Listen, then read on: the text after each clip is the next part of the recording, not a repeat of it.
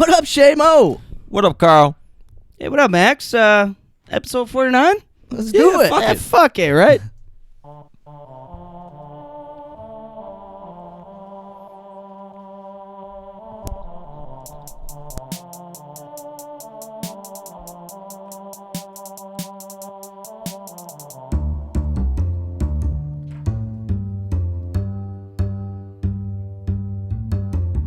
Thank you for tuning in. I know your time is valuable. There's thousands of other podcasts that you could have settled for, but now you're just vibing with two goofy dudes from Wisconsin who like to discuss their problems and figure out ways to solve them and challenge the listeners to get up out of their comfort zone. Try some shit they ain't done before. This is Hold Us Accountable. Episode 49, yeah? Yeah, this is Hold Us Accountable. Yeah, this is Hold Us Accountable. This is Hold Us Accountable. Hell yeah, it is. Shout out Decker Pollinari. Hold us accountable, man. Maximilian Seamus Johnson up in the stew. Yeah, man. Episode 49. Hey, we back. Close to 50. We back at home Probably- base. Probably like episode 60, technically. Our fucking... Yeah. Oh, hey, Oh, ladies man, and gentlemen. we are here, though. Hey, welcome to episode 49 of Hold Us Accountable. On the stomping grounds. Yeah, dude, we're Yes, back sir. in the stew. Back in the real stew. Coronavirus can't hold us back. Well, it kind of did It did for a for a while. little bit. Long time. Long time. How you guys doing? Doing Good. good. Oh, yeah, dude. It's good to see you guys. Everybody's looking good. Yeah, Bill got- Belichick's Got in the the full stew. crew. Hey, man. Oh, yeah. Looks Got nice. the Looks Bill comfy, Belichick dude. check, you know what I'm saying? Bill man? Check. Where's it? Yeah. You know, Hey, thanks for tuning in, yo. company, keeping it real. Yeah, you know. Did you shine the Kinda head before you real. came out? Yeah. Buffed it? Yep. Waxer? Yeah. Oh, I Wax brought it. on, I wax brought it to off? a car dealership. They give me a good they give me a PDQ? Good rate. Nah, PDQ sucks. Yeah, fuck PDQ. Detail job? Yeah. Oh, yeah. That's where they get the good buffers out. They get the good Dude, carnauba wax. I They can, really, see, I yeah. can see me. I look pretty good. Hey, thanks everybody for joining us. Episode 49 of Hold Us Accountable. We're going to get back to a regular schedule here and get you guys episodes every week, huh? That's the plan. That's Yeah. the fucking That is the plan, man. plan. That's the plan. Yes, sir. Been up and Up down. and down. But we're. We're all caught up with the book. Yeah. We're not hell yeah. behind. We're pretty much caught up on everything that we've been planning on. When did we start this book? A couple things. I don't know. Yeah. Back in like October, I think. Yeah, perfect. Yeah, we're right on track. Right on schedule. Well, from what we said in episode 48. Yeah, 48 Um, and a half. Did some and a reading? half. Yeah, Hell yeah, Seamus did some reading. Did some Shamo- reading. Hey, good for you, bud. Shamo cracked the book open. Believe it or not. yeah. But hey, thank you so much for hanging out with us this week on Fuck episode Hold Us, episode 49. Episode Hold Us Accountable Episode of 48. Yeah, man. 9. Golly, these words are tough, especially for a bald-headed fuck like me. And this computer, there we go. So Hell if you're yeah. watching on YouTube, woo, the timestamps for the show will be over there. Right fucking there, eh? If you're watching on Spotify, the timestamps for the show will be right over there. They got video on Spotify. Yeah, yeah. we're up on Brand new. Spotify. When did that happen? Carl must have been a little drunk He must have the been last yeah. time. Yeah, I remember that. Hey, yeah, if you're on Spotify, the things are over there. So you can also leave us a couple stars on Spotify if you feel like rating the show. If you're listening just on the podcast, the timestamps will be in the show description, so you can jump around. And then if you want to help out the show, just rate and review wherever you can. Spread the word of mouth. Word of mouth is And always nice. look for us dude. on social media and all that jazz. Hell yeah, man! And fucking here on Hold Us Accountable, we like to take on challenges. Yeah, man. Take on monthly challenges. We also take hobbies. on weekly challenges. We've done things like brew beer. Oh man, we constructed this beautiful table that we're sitting at. Hell yeah, we did a little jiu-jitsu. Played a little guitar. Hell yeah, man. Done some writing. Yeah, we did a little artwork. Painted. We got our projects up in the stew here. Yeah, man. So we like to do things we wouldn't normally do in our everyday life, just because we don't have the energy or the motivation to do it, or we're just, Or don't give a fuck. lacking something to give us a push. Hell yeah. To start a painting or to start writing a short story or to start pick up the guitar again. Absolutely. Anything to get us out of our comfort zone. You know? Fuck Yeah, yeah, guys. absolutely. Yeah. So spice up life a little bit. So we take on a monthly challenge, and This month we're reading a book. yep, we are reading. We're reading My Reality TV Show by Doug Heim. Yeah, I mean, reading a book might not seem a lot to people out there, but Yeah, I mean, it's for us goofy dudes, it's quite the undertaking. Let me tell you, It that. is. It is indeed. So yeah, we come back and just shoot the shit. We try beers and crack jokes and just have a good fucking time on this show. Yeah. But absolutely. what else do we do, Seamus? What do we usually start this fucking gig out with? Well, the thing we always do every show is we drink a lot of beer. And every week, we just like to try a new one. So this is the beer of the week. Let's fucking New go. beer? Hell yeah! Hey, Seamus Johnson, Maximilian. It is good. I drink beer because I should. If there was a song to sing, I sing it and beer you bring. I drink beer when I am sad. Oh. Because the beer, it makes me glad. Yeah. There's nothing left to say, so that's good. 49. Beer is good. Beer is good. Beer is good. It's soft. Man, Seamus, what are we drinking? what are we drinking? We today? are drinking a little Still Mark's Wisco Disco, baby. Woo! It's a disco and Wisco, bitches. Born and brewed right here in Wisconsin. Hell yeah! Hell yeah, not too far from us. No, not at all. Right here in Green Bay, I believe. Yeah. I got a little fun fact about it. Oh, So about this beer in particular. yeah. Let's hear about it. So the Wisco Disco, it's an extra special strong bitter, I guess. 5.1% ABV, 47 IBU, award-winning ESB. Not sure what ESB means, but Still Mark. They brew this beer with a small amount of milk sugar or lactose, for lack of better words. Oh, And this gives Wisco Disco its smooth body and makes it a perfect match to pair with your favorite cheeses. Pretty, iconic. a little for- cheddar, maybe a little mozzarella. Oh yeah. Whatever you want. a little curd. Oh. Whatever goes with it, Not like a fried cheese. Anyways, Wisco Disco is brewed with 5 different malts and 4 giant hop additions for huge flavor. Then cold conditioned for excellent clarity and refreshment. Woo. Yeah. I got a little bit more about Still Mark too. Still mink. Still Mank. Mank. Is it really? M-A-N-K. May Oh yeah, you're right. Still Mank. Put My some bad. respect on it. My B. Okay. I mean, All right. So interesting name. about Still Mank Beer is an independently owned Wisconsin family beer company producing small batch quality beer using traditional methods and ingredients. They get all of their ingredients from here in Wisconsin in one way or another. Shout out. Still Mank Beer is a young company, having just sold its first keg in May of 2012. Oh. Yeah. Brad Oh, Still baby. Mank, award-winning brewer, born in Madison and raised in Milwaukee area, spent a decade in southwestern Colorado brewing beer, perfecting the art of small batch brewing. Now living in Green Bay area with his family, Still Mank is proud to introduce Wisco Disco to his neighbors and friends in northeastern Wisconsin. Fuck yeah, dude. Thank Hell you, yeah. Seamus, for getting us this beer of the week. Hell Thanks yeah. for bringing it in. Hey, and our beer of the week sponsor dropped out, and if you want to join in, let us know. Reach out. We got a spot open for our beer of the week sponsor. Yeah, but don't forget to check out Rooted in Nature. I already They forgot about them. all right. Once well, the money stops flowing, the brain stops going. You know all right. So we're gonna rate these beers. Sadly, Packer season has come to an end. Me and Max were at the game. We saw the final chapter of the season. So, I mean, in honor of the Pack, I had to wear the jersey. I had to support the Pack. Still love the Pack. We're gonna rate this beers off of the 2021 season, just memories. Things that happen. A good beer would be us beating the Cardinals, right? Yeah. A terrible beer would be us losing in the first round of the playoffs, and Right. so I mean, there's plenty of good memories, and I mean, obviously some negative ones.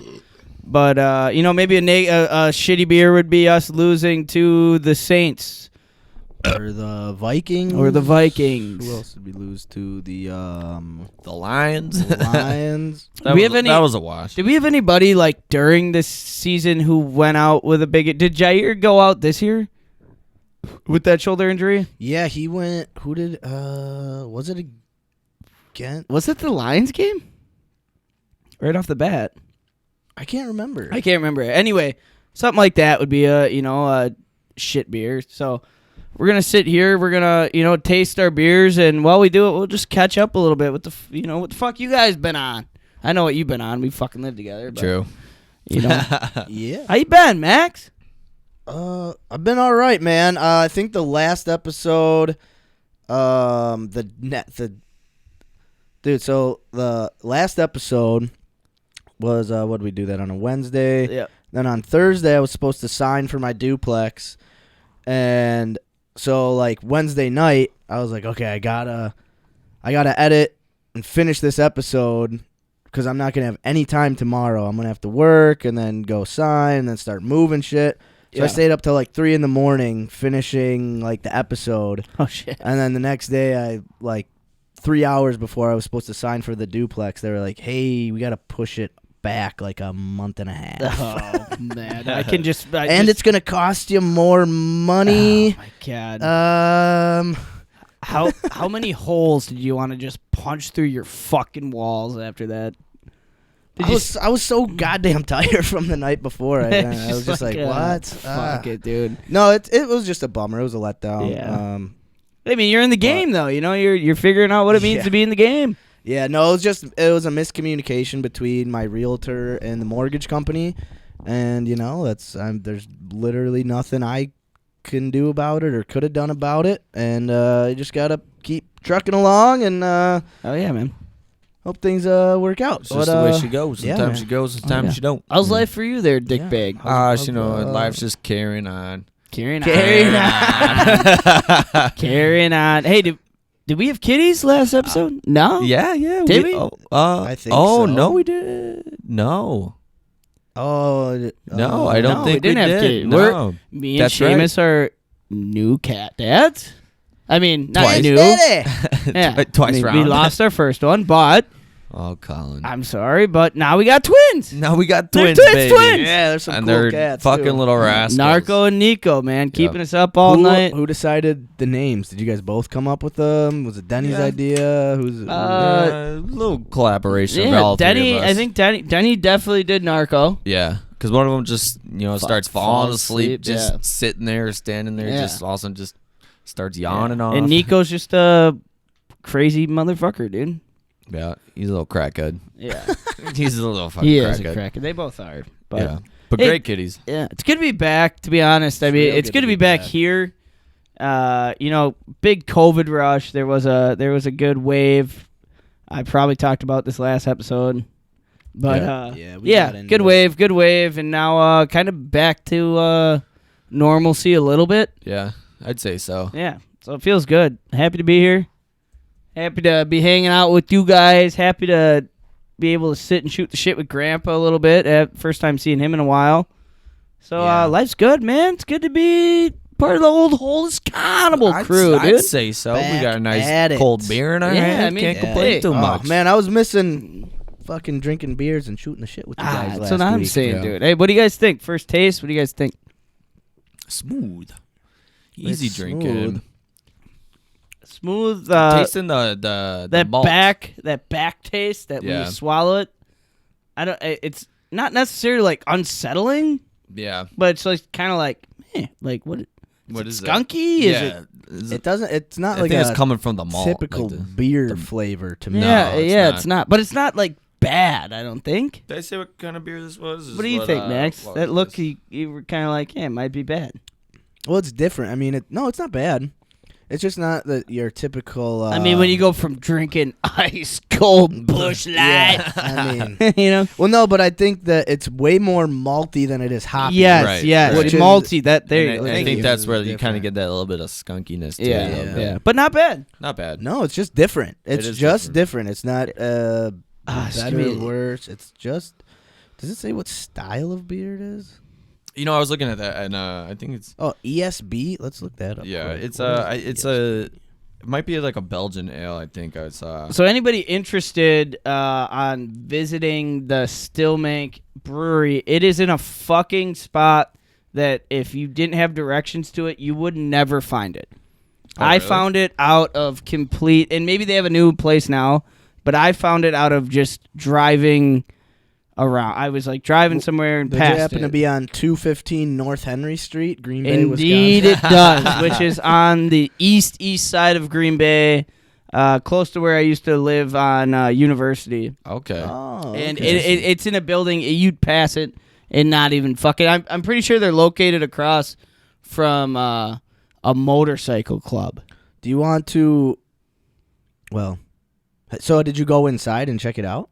No. I was just driving past one day and was like, We should what see the if there's a fucking brewery over here. Like, Yeah. what the fuck, dude? There's a Hell's Angels fucking corporate right across the street. What the Yeah. Wisco Disco is American Amber / Red Ale. Oh, Okay. okay, yeah, Yeah. yeah, Okay. yeah. Maybe it's that red ale kicking in a little We bit. could do Stillmank instead of Copper State for the brewery tour. We just have to go and see if they have brewery tours. I would imagine they would. Yeah, we got to do that. That's like fucking 5 years overdue. Yeah, it's pretty overdue. I think that's probably the most overdue thing. Yeah. Other than that, we're pretty much caught up on all that and the paint and pub. Jesus, you've been whooping my ass on a lot of shit. Yeah, man, and the way the darts game went last week, we fucking Hey, we're gonna be doing shit for ages, bud. We got plans for decades, dog. Oh man, Never do them, but we got them planned. You know. It's always in the back of it. I feel like you have to do something this weekend. Yeah, Bush Light instead. Busch Light, yeah, let's do it. yeah, man. Yeah, 5-minute drive from here. Oh, yeah, okay, dude. no shit. I wanted the. Oh yeah, ESB English style pale ale. Okay. Yeah, but no, I do not mind a little Stillmank. This is not bad. I don't mind it. I honestly do think this is my first time having Wisco Disco. I have seen it everywhere. Yeah. Seen it at every store. But I've never grabbed it. Definitely my first time having. I grabbed it as Wisco soon as I Disco. saw it. I was like, what am I gonna get this week? Wisco Disco. Man. Now that's we a have to. fucking website. Look Oh, at yeah. that, That is dude. a I know, I went website. to it and it was- Whoa. You know, they have the guava juice IPA. Is that out of Stillmank? Yeah, I think It is, yeah. Yeah. Did we do that? Yeah, we did the guava juice IPA. Have we done Yeah. guava juice. I think so. Okay, there's a lot of guava juice IPAs, but by Stillmank, you know, then that colorful can. Might have to try the fluffy unicorn. They have a lot of cool cans, a lot of cool hipster. looking beers, like the dragon fruit. Dragon fruit. Oh, is that a Apple chocolate pie. bourbon barrel aged porter? We got. No fucking. Oh, they thank did the you. hazy. That's Yeah. Yeah, Still dude. make. That was a Easy good beer. beer. Hey, That was easy good. day. I don't think we did the guava. The guava juice? I don't No? think we did. We did hazy days, Oh, not the okay. guava. That one's in Hazy every bar I days in go to Green now. Bay That and guava Really? juice, yeah. Huh. We Door gotta- County all right. cider. I have had Door County cider. I've done that. Oh, the Wisco old perky Disco. port. Awesome sauce Awesome is sauce. not great. No. We- it's not Carl- awesome. Carl, well, it's a sour. It's sour. Oh, I like sours. Yeah. Some sours. It's like a cherry. Okay. I guess I wasn't. It was the first time I tried a sour beer, and I was expecting it to like legitimately be sour, but it was Yeah. just kind of like Yeah, it was Was it, like like, super it was, tart It was and, tart. like- yeah, it was like Yeah. it was like a tart. And I'm not a beer. big. Too I'm not a tart. Too tart, cherry. too I'm not. bitter. I'm not a Yeah, it cherry was- flavored guy. Cherry reminds me of cough medicine. Yeah. That's like Yeah, my first cherries are thought. I weird. can't. I don't fuck with cherry. If you do it right, it's It's not like bad. if it's not sweet enough, it tastes like cough medicine. But if Yeah, it's too dude, sweet, yeah. you know, that's not yeah, great no, either. thank you. Sweet spot, but Hey, can you go down again one more time? I just want to look at what's that fucking dumb hipster beer they have? Not dumb. I'm sorry, that was rude. Jesus Christ, this fluffy unicorns got me fucking mesmerized, Going dude. through rainbows right now. Yeah, I feel like I'm flying. All right. Anyway, No, sorry, I'm trying to. no, it's fine. Okay. Problem hips. Oh, it's a brown ale. Yeah, fuck. Of course it is. No, thank you. Not a dark beer guy. Some of them are alright. I like. I'm- them, Yeah. but I mean, yeah, your peanut butter and jelly. You like what I sent you today? Hey, we'll double pick up a stuffed beer of the week. chocolate. I'm like, oh yeah, chocolate chicken cherry. Yeah. As soon as I said to that, I'm like, fuck, dude. What the fuck am I gonna be drinking tonight? I hope Grandpa has Busch Lights. No, this one's not too bad though. it's not at bad. first, the first couple sips, I'm like, I got the same thing. I was like, it's a little skunky tasting almost. No, that's good. But It's not bad. It's pretty easy to drink. In my But it's a opinion. beer where it's like, okay, what fucking memory is this in the Packer season? Because it's like, so. I got one. You got. Oh, well, start us off. Get my mind rolling. I have right. nothing. All right, I'm gonna go with the Packers versus the Bengals. It was a good one. game, but it got rocky. We got real rocky at the Is that end. where it was just field goal after field goal after Missed field goal, like, missed field goal. We watched at the Cockable. Yep. Yeah, There was like five missed field goals in a Hey, row good by pull. each opposing Good opposing fucking team. pull. And but we still came out on top. It took a little. We never really know who's gonna win, but we still won. And it's a good beer. But at first, like I said, I was a little unsure. But pulls through. Yeah, hey, good pull. Yeah. I'll take that. That's good. Fuck. It's a great thought. Great. Do you have an idea? Not really. Like maybe the Steelers game, just because it was we won, but it was a weird game. Yeah. That was the game you didn't really watch. You were playing lawn darts the whole time. Oh yeah. That's why I was like, I was thinking like, we played the Steelers. Yeah, I could see you grabbed your glass. You're like, let me just adjust these. Thinking about the game. Yeah. No. I mean, Fuck, dude. Thinking back, it's 17 games went quick. Right. 18, I guess. Fuck. There were a couple other close games, but the Ravens game was pretty close. We won by like a field goal. yeah, that would be. I might have to go with that one. Good. Gosh, Seamus is just on top of his shit. Yeah, holy fuck, dude. Yeah, I'm gonna do that. I don't mess around when it comes to the beer of the week. I guess not, dude. Now you guys got me pretty stumped. It's amazing when you look back on the season how little I remember. Right. Yeah, it's, I mean, like not saying like I was fucking blacked out through the season because I honestly stayed home and probably watched.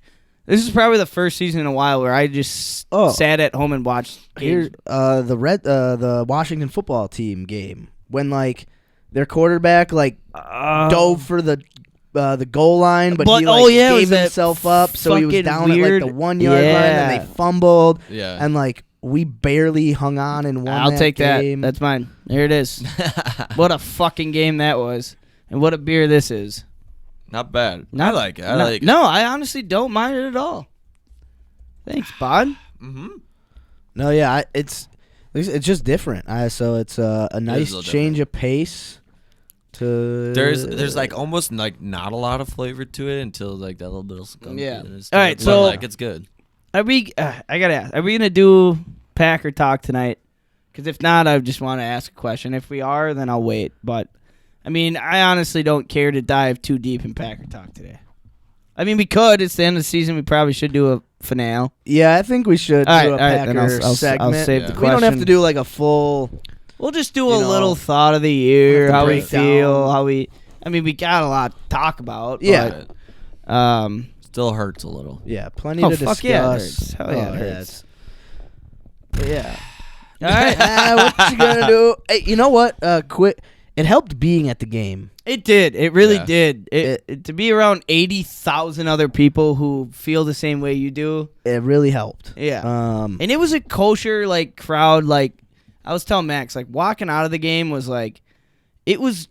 It didn't help because it was truly sad. Like everybody was really just out of words. Yeah. But the thing I liked is like everyone there was sad. Like if you watch a game at someone's house, like there's always people there who just aren't like Don't give super a fuck. into, which yeah. is fine. You don't have to be. Yeah. Right. But it sucks like trying to reserve your emotions and trying to not show like how Yeah. bummed out you are Yeah. because you don't.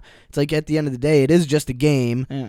but you're Like still really bummed out and sad. Right. Yeah, like we had a buddy we went to the game with who was like sincerely crying after the game, And like, if I wouldn't have seen him, I probably would have yes, been crying. I did. But Yes, since I he would've was, I was too. like, okay, yeah. you got that for But me. like thanks. seeing that, like like usually I'd be like, all right, dude, let's fucking come on. It's like, but like I was like, Nah, dude, I feel you. I fucking feel it, dude. Yeah. This one hurts. Yeah. It hurts a lot. But yeah, we'll definitely talk some Packers. All right. We'll talk Pack. We gotta do something Yeah, to wrap up the season. for sure. Well, we're drinking Stillmank, Wisco, Disco, Red Ale, Amber, Red Ale. Yeah. Oh yeah, Seamus gave it. it's like a disco in my mouth. Right. All I right, gave it Tommy. Packers versus the Bengals. I gave it Packers versus the Washington football team. I gave it. I love that game. Packers Ravens. Hell yeah. Well, that's the beer of the week. Episode 49. Hey, I'm happy to be back. Hey man, Hey. this was great. It is good to be back. Hey, ladies and I'm gentlemen. looking forward to drinking the rest of these beers. Hell yeah. If you're listening, morning or night, afternoon, lunchtime, I don't give a fuck. Crack a beer. Join us with the rest of this goddamn podcast. Ladies and Hell gentlemen, yeah. that's episode 49, beer of the week. Maximilian Seamus Johnson, crack me open some of that shit. Let's have some fun tonight, huh? Hey.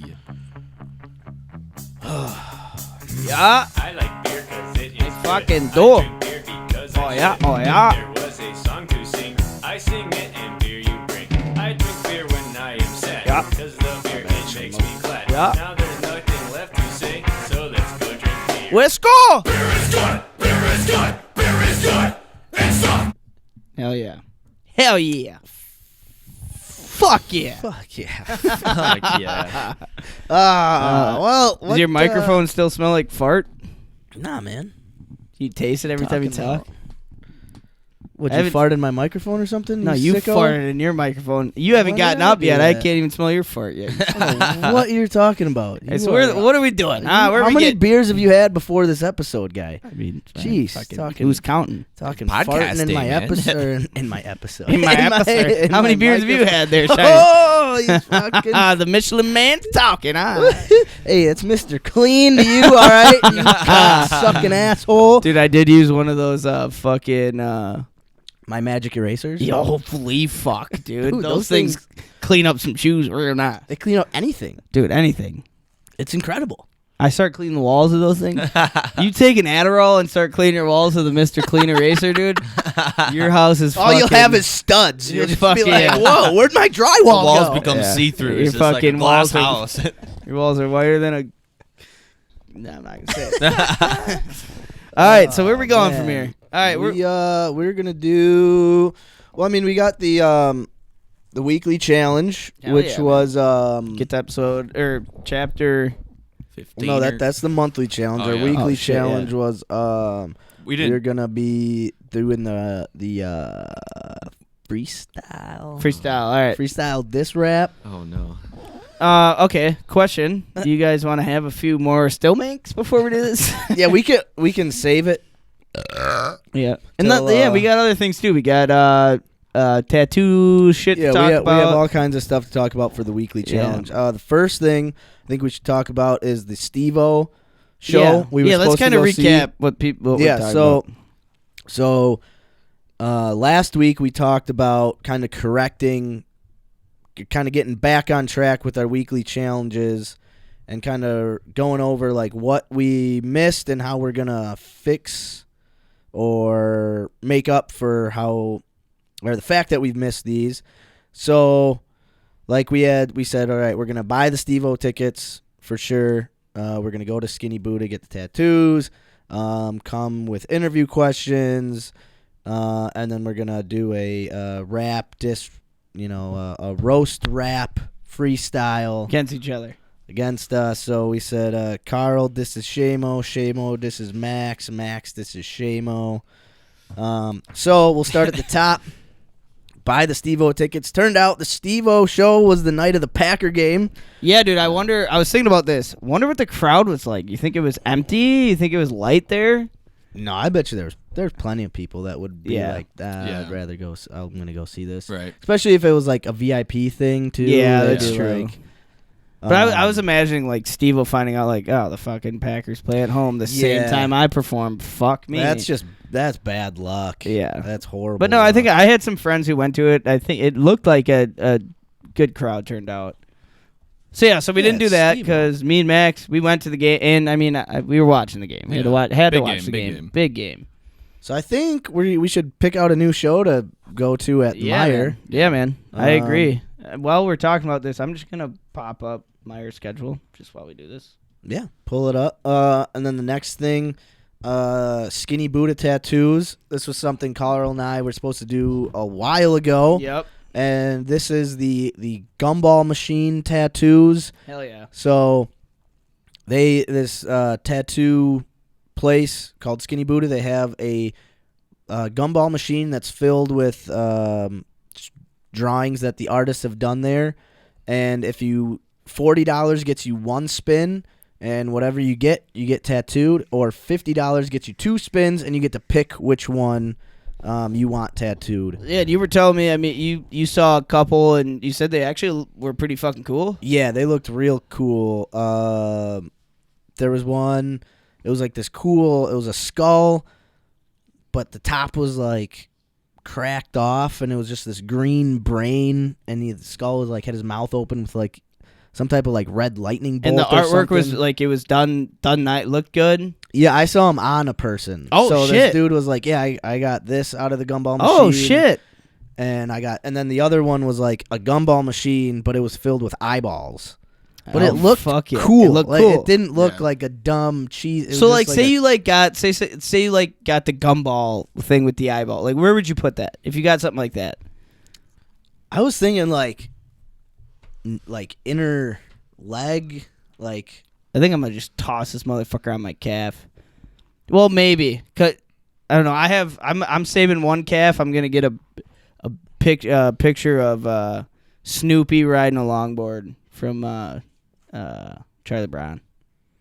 Nice. You know Snoopy? Snoopy rode Snoopy. a longboard in Charlie. No, I'm just kidding. I have a Snoopy shirt from with Charlie Brown. Yeah. Okay. Anyway, all right. So you're thinking inner thigh. Well, yeah, like knee, inner knee. Oh, that's gonna hurt. Like yeah, a it would hurt. bitch. But it's not like if it's cool. Like I want it to be Oh, yeah, I'm somewhat gonna show it visible. off, yeah. But I don't know, or like Yeah. Rib cage. rib, like upper inner rib cage. Yeah. Kinda. Yeah. I don't know. I'm right now. I'm like big on leg area. Like I feel like I'm Yeah? just gonna toss one on my calf. Fuck it. Let it be front seen. or back. back. I guess. Fuck, dude. Front of the calf would hurt Yeah, like it would a hurt. Dude, I goddamn piss. saw this one guy. He had like an entire like underground or underwater like scene. Oh And shit. it was all colored. There was like octopus and mermaids and Dude, yeah. submarines and all this shit. Stevie's got that. Yeah, he does. It was just Yeah. all wrapped around his like calf in front of his Dude, leg. imagine right on your fucking The calf bone? on that Oh, bone. The Jesus. shin. Oh yeah, I guess that's Dude. the shin. The calf. Yeah, shin. Dude, I got like I got one on my chest and one on the back of my bicep, and like the one on my chest hurt. Like it felt like my nipple was getting pierced, but like my back of my forearm like didn't hurt much at all. Really? But I like once you're on bone, I feel like that shit fucking hurts, man. What if? All right, you find a girl. She's the girl of your dreams. Everything you've ever wanted. She's like, all right. The only thing I ask for, we don't have to have a wedding. We don't have to do shit. The only thing I want is I'm gonna get your initials tattooed right next to my vag, and you're getting my initials tattooed on your dick. Would you be like, no? I'm I'd say, outta well, I here. hope it's a fucking warm day while we do it. Fuck it, dude. Risk it for the biscuit, my friend. Risky for the biscuit. Oh my god, wonder how that. I mean, like, how much would that hurt? I don't know. That's what I was Like, it's would all you like even- it's just. Yeah, I mean, I don't. On You your know? dick or by your dick? no on it. Just Oh, on the like Jesus on the Christ. shaft. Oh yeah, Oh, I do it right on the tip. right on the tip. Fuck. Yeah, get like a tribal thing going around. Oh, God. Jesus Christ. I'm coming in right on the tip. I'd do it if it mean a lifelong of happy marriage. Fuck Yeah. it. Oh, man, fuck that. I'd rather get that what than what on would my be like? fucking What's shin. like a realistic place you would never get a tattoo? Like lower back tramp stamp. I'd never. Mm-hmm. I mean, like I don't know, my neck and face. I mean, I would creep up my neck, but not like. Past Yeah. me, you know. I know what you mean. Yeah. I don't know. I'm still like, I'd like to just like one thing on my knuckle. Oh yeah, you were talking about getting a hand tat. Yeah, just one on my knuckle. Yeah. Just look cool. Just look You tough. you should get your peace sign right on a knuckle. That would be pretty dope. That would be pretty I'm dope. probably gonna have like 7 peace signs Or by the time I'm get a- done. Get a piece. I don't know. I'm just Get gonna a peace sign of your hand giving the peace. I'm just gonna get fuck nuts on my knuckles. Fuck, That's nuts. quite different than a peace sign. Yeah. Well, I'm already gonna have one on my arm. So like, hey, peace. You know, it'd be funny Fuck if you nuts. just like you just started getting peace signs everywhere. Yeah. Like, Just a this man of peace peace, sign dude. here, man. Yeah. This one here. Not Nelson Mandela, but like I have it everywhere. You know what I mean? Yeah, What about you, that'd Shane? be- Where would you not get a tattoo? Man, I mean, like you said, like when it comes to pain, like I don't think that would like discourage me from getting it somewhere. But like you said, like face or neck. Mhm. See, tattoos are weird. Like, so you don't have a tattoo, right? No. Tattoos are weird. Like, I didn't expect the pain of a tattoo until like it's like just like really hot, like Yeah, it's in a your weird- like it's like And I feel like they affect everyone differently too, or they like Yeah. people feel them. Pain tolerance, you know. yeah. Yeah, I don't. Yeah, I definitely have to not drink a bunch of beers the night before my next tattoo because after I got this one on my back of my arm, the tattoo artist was like, "So how many beers you drink last night?" It's like, "Why?" It's like, "You are gushing blood." And I was like, "Yeah, I drink like 30." Like 35 years. That's not blood. That's just red bush That's light. just- That's apple bush light. coming out. Oh man, we Bush got 2 apple. pallets of the apple bush lights. Man. Fuck. Oh yeah. Can you tattoo that on me, man? I'm stoked though, but I mean, dude, there's got to be something. And I don't know. I'm nervous. Like, whatever I pull out of that machine is where it, like decides where I'm gonna get it. Yeah, exactly. Because if it's bad, then it's going right on my butt. because it depends cheek. on like the shape. Exactly. Yeah, Yeah, if it's right in my butt If cheek it's- or my upper thigh, like Yeah. somewhere I can cover it up. Well, I was telling Mia, I think one of us is gonna get one where we're like, That's yeah, what I this was is pretty thinking, dude. fucking And then, cool. And then another person's gonna be like, God damn it. can we both get that? Can we both get the cool one? Yeah, dude. Yeah. Can we both get But the we one get with- 2 options. Yeah. Yeah, we'll have options. So I gotta call him because I put a $40 deposit down on a tattoo like probably a year ago. Aren't you getting a tattoo from? Not from there though. Not from there. Oh, different Yeah. place. Where are you getting your next one? Where's the peace sign from? Fucking. Goddamn, what's the name called?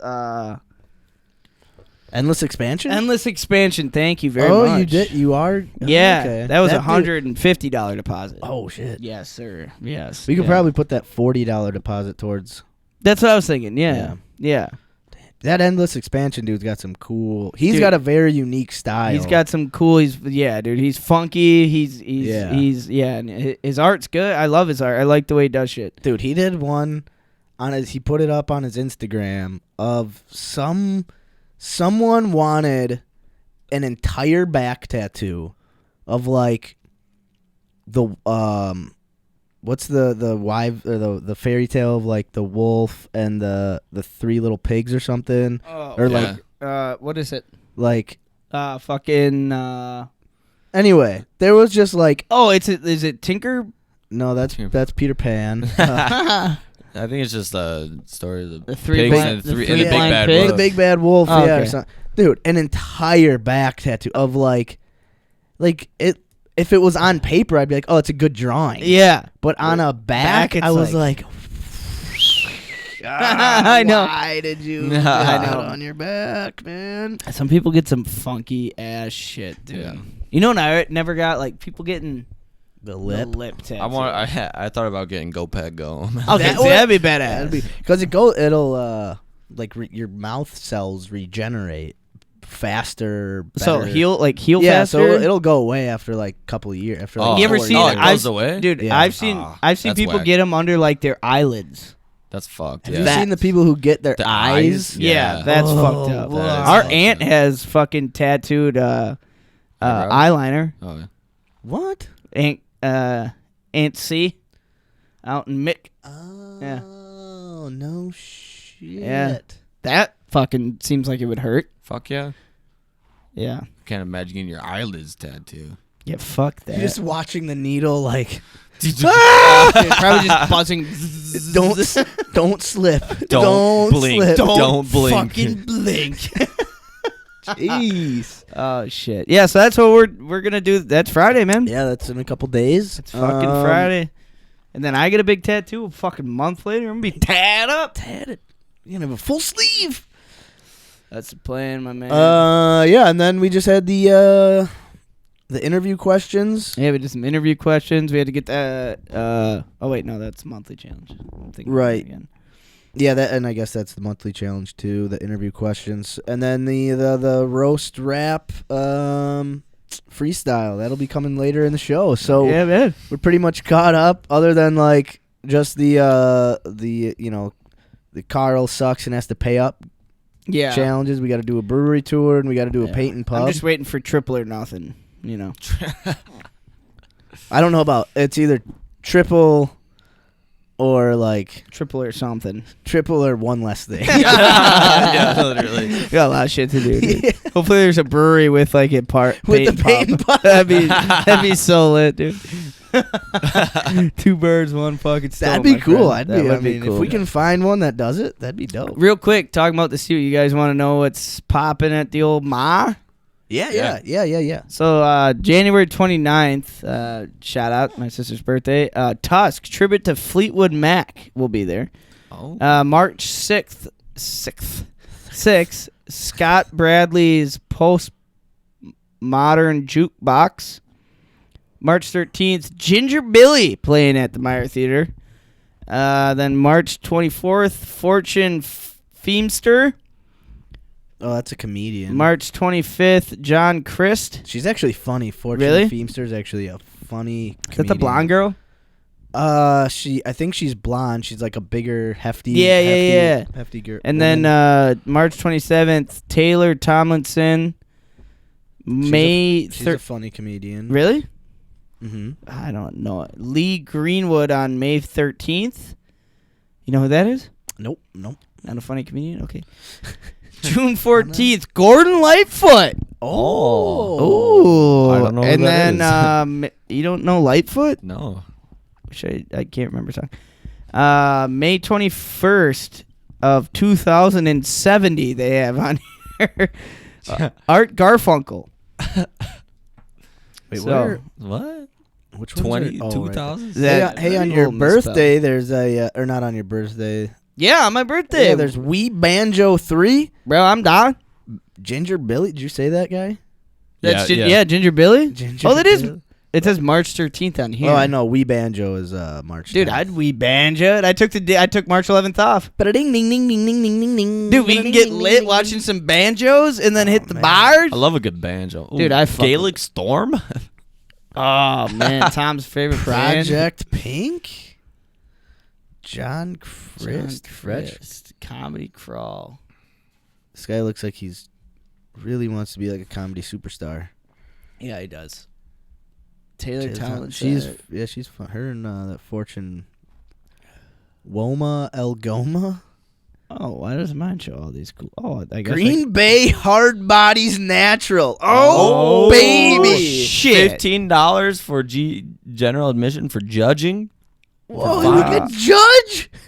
Get out. Who's eating the most cheeseburgers today? You win. Your 6-pack looks flabby, bitch. All right, what do I? Yeah, man, dude. I mean, Gordon Lightfoot, baby. Gordon Lightfoot. I actually do have to figure out what a bang. It sounds familiar. No, it is. He is. Tribute The to Steely Dan. The Manitowoc Munsters. What? That sounds Sorry. horrible. And we're into November. Almost. Yeah. Probably stick up towards the top. Man, the Meyer is.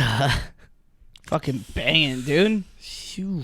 Oh yeah, they got a hell of a set list. I mean, we could. Yeah. I mean, You might as well just go see some banjos. I'd be down to see some banjos. $25. Ain't bad. I wouldn't. I've never even heard of this Ginger Billy, and he wants to charge $47. What the fuck? Does he also take his shirt off like Bill, like Bert Kreischer. It's like, dude, The machine. Ginger Billy. So I look- couldn't go to that. I'll be in Arizona. Nah, I wouldn't want to go see that. I'm just curious who this freaking fucking guy is. Looks like a douchebag. He really does, man. Wowzers. Yeah, I don't want to fucking see Ginger butt fuck. Who is he though? Oh, he's a songwriter. He's Thick Chicks. Redneck, Redneck. Fast and Furious. Oh, so he's a singer. He's not a. Yeah, he's a douche. I went noodling. Caught my first big show at the fucking Widener. Check Yeah, out my fuck. new fancy I lawnmower. can't even watch this video. Is this Fuck. like a redneck Actually, this kind of looks jackass? badass. He's got 4 million, almost 5 million views. What? Good Is it- God. is Look at this, dude. This looks actually bad. This He's is about the to mow his lawn. Fastest, most badass lawnmower in the entire. Okay, dude. Now Is he I'm like kind a- of starting to fucking is he respect like- this. Whoa! Dude, Ginger Billy! Dude, this guy. This is lit! Holy fuck. It's like a redneck jackass. Dude, Holy that is shit. dope. He's got a motorcycle hooked up to a dirt bike. God damn it. Or not dude. a motorcycle, a a lawn. lawnmower. Hooked. That might be 400,615,973 views by the end of this night. I'm probably gonna watch a little Ginger Billy tonight. Fucking mowing his lawn, dude. Look at him. Oh man, does he mow his lawns on stage? Dude, if he brings that more on stage. I'd be down to get a little banjo in. Yeah, we banjo 3. Little wee banjo. I'm a Bert. All right, we're gonna do wee banjo. What time? 7:30. 7. How long does that go? All night, all night, brother. What are you talking about? All right. We don't stop until the banjos give out, All man. right, well, I mean, I'm down. Happy birthday to me. Oops. Yeah. What day is your birthday on? What is the 10th? It's a Thursday, Oh, nice. and I okay. got that Friday. So I'm blacking out after a little blackout banjo. 3. You're gonna make your way up onto the stage. Let me see those banjos. Fucking 25. I don't play a banjo. What's their album name? Awakening. to- Oh yeah, Awaken. Oh, dude, they look. Can we play? it? Debuting in the U.S. in 2012, Wheat Banjo 3 has since emerged as a fast-rising tour darlings in the country that 2 of the members now call home. The Dude. Galway, Ireland, and Nashville-based quartet, comprised of 2 sets of brothers, Edna and Fergal, and Martin and David Howley, continually push musical boundaries while maintaining an unwavering devotion to the essential audience experience. We shouldn't be playing this, but We just got to see what they're like. I don't know. I mean, When you're sitting in the dark there, happiness is just around the hey, corner. it sounds pretty. I'd be down to see these guys. Yeah, me too. Your loveliness Hey, all right, we're going That to sounds- Wee Banjo Tree. all right, we banjo tree. Dude, what a birthday, dude! I'm pumped. I'm Those getting guys so are fucked legit. up. Oh yeah, dude, I'm stoked. Hell yeah. I wonder if they yeah. got free drinks. For We the birthday. banjo 3. Hell yeah, dude. Hell yeah, dude.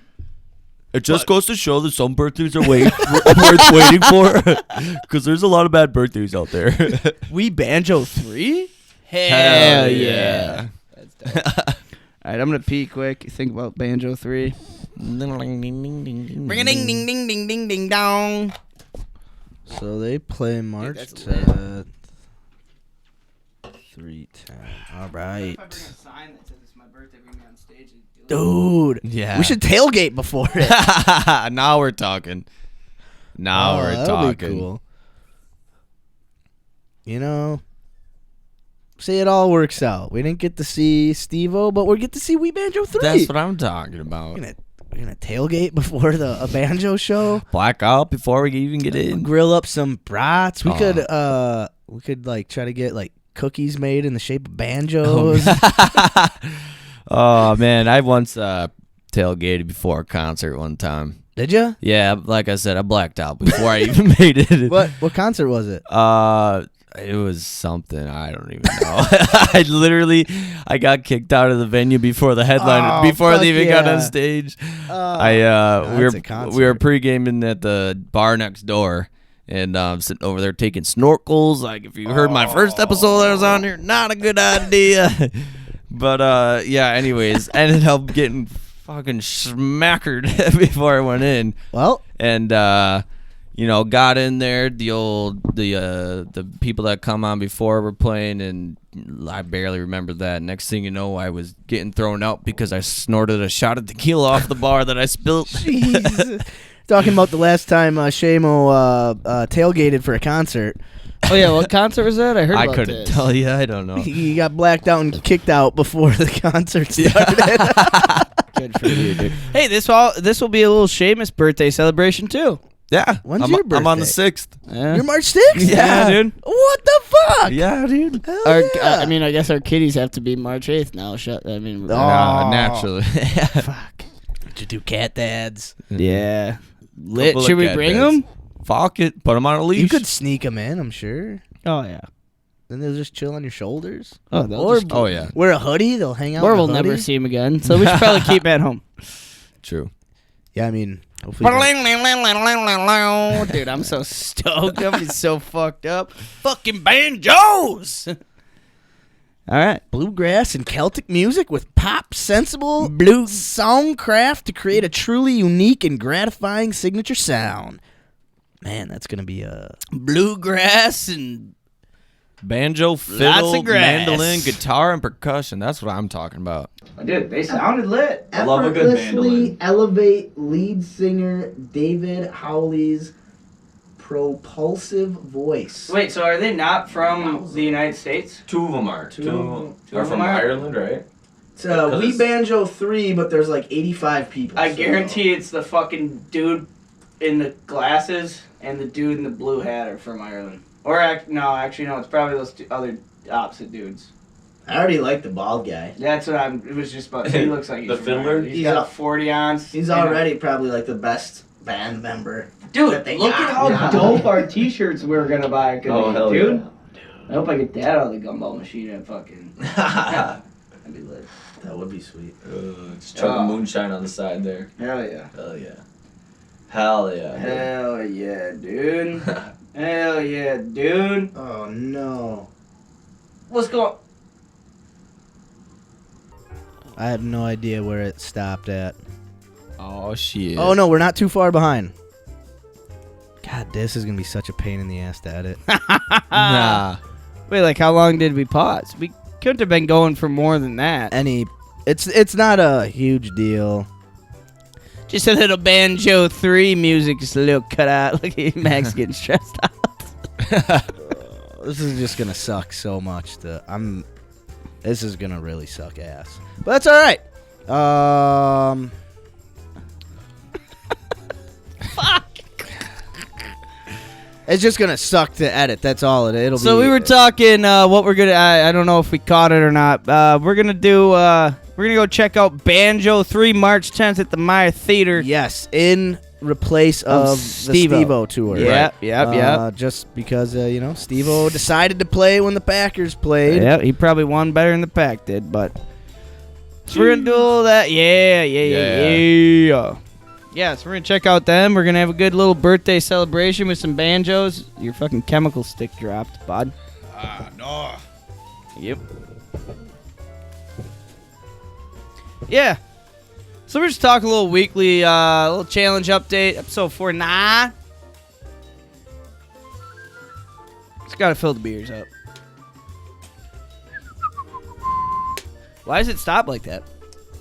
Oh man, if I knew, Probably wouldn't happen, huh? probably would. Oh, shit. Well, fuck. All right. All right. It's not too far. We're all right. Yeah, I was going to say, it's only 8:57. Couldn't have been going... Yeah, I mean, so the video recording is at 54 minutes and 20 seconds. Oh, we're only 3 minutes. 5 So minutes there's long. just going to be Wait. like... So I'm just going to have to edit out like a couple minutes of when the audio went out, but the video kept going. Okay. So it'll just be a pain to figure out when that was exactly. but not a big deal. We're gonna keep moving on. Keep on moving. What do you want to talk a little monthly challenge or Man, what, bud? well, we got so we were talking weekly challenge. Oh yeah. So we got to update. So we'll quickly let's recap the weekly challenge before we move on here. Last week's stuff. So we talked about the Steve-O tickets. We talked about the tattoos. The interview questions we'll talk about when we talk about the monthly challenge. And then the rap freestyle, I think we saved that till the end of the show till we're all feeling a little good. lubed up. little freestyle ready. Yeah. But that no. that will putting be. them back. Wait, so why am I getting roasted twice? Oh yeah, that was Because the you're a mix-up. bitch. Let you know if I'll roast myself. Fuck it. Yeah. It's a little shame on this rap. Yeah, Yeah, that was it's the a- mix-up. It's no longer a diss. It is a roast.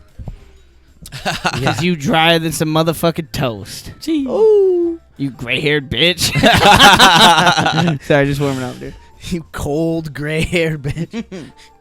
bud. Yeah. So Thanks for the beer. that was the previous week's weekly challenge and how we're trying to catch back up. Oh, yeah. We got a little bit of work to do, but we're working at it. Hell yeah, dog. And so with that We being Banjo 3. said- Goddamn, I'm pumped, dude. That is cool. I'm glad we found that. Me too. That'll be a cool show to go On birthday. to.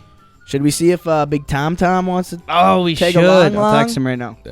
Yeah, March 10th, We Banjo 3. He is a dad. Anyone else who's out there listening? Hey, come on down Come on, to get your Banjo tickets. 3 time. Meyer Theater in Green Bay.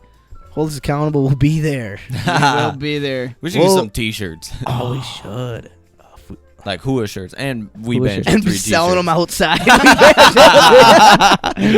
T-shirts here. He says, yeah, we can Hold do us a accountable? Is that who's playing in there? No. No. But we'll be in there. Some people will There's a couple fucking dudes with banjos on the stage. I don't fucking know, dude. We go on later. Well, we will be in there. Oh, that'd be sweet. I think we do it.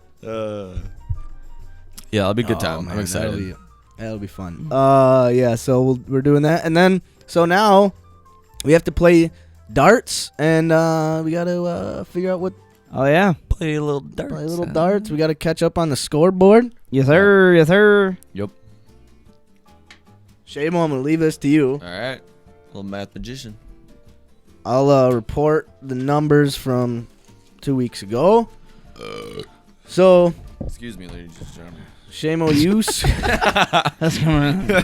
Ladies and gentlemen, I just burped. Excuse me. fucking Welcome to belch. my disco, sponsored by Whiskey Disco, baby.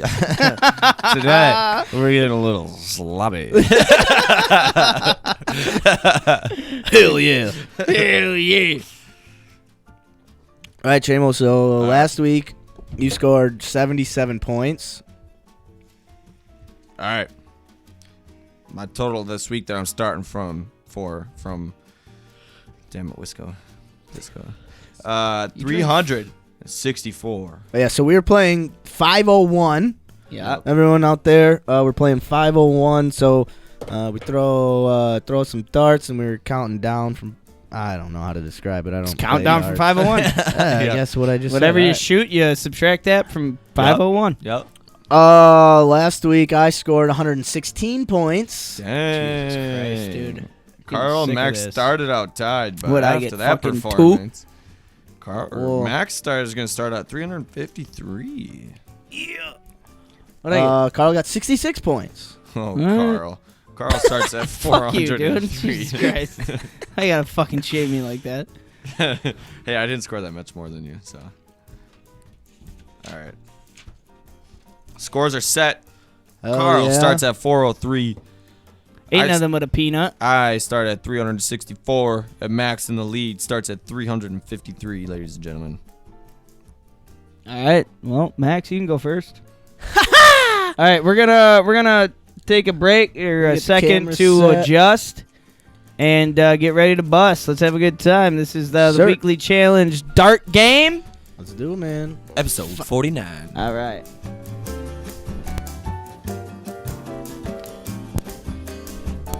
All right. What up? What up? We're back. Episode 49. We're about to play some darts. Carl's going to get it started because he's got the most points. And see what he's got. Shoot him up. Hey, we got a Nice 7. Got a triple 3. Trip 3 for 9. And a 17. Ooh, that brings you to a total of 33 points, Carl. Brings you down to 370. Ayo. All right, don't worry about it. We got 2 rounds. All right. Shamo is up next. Oh, we got to.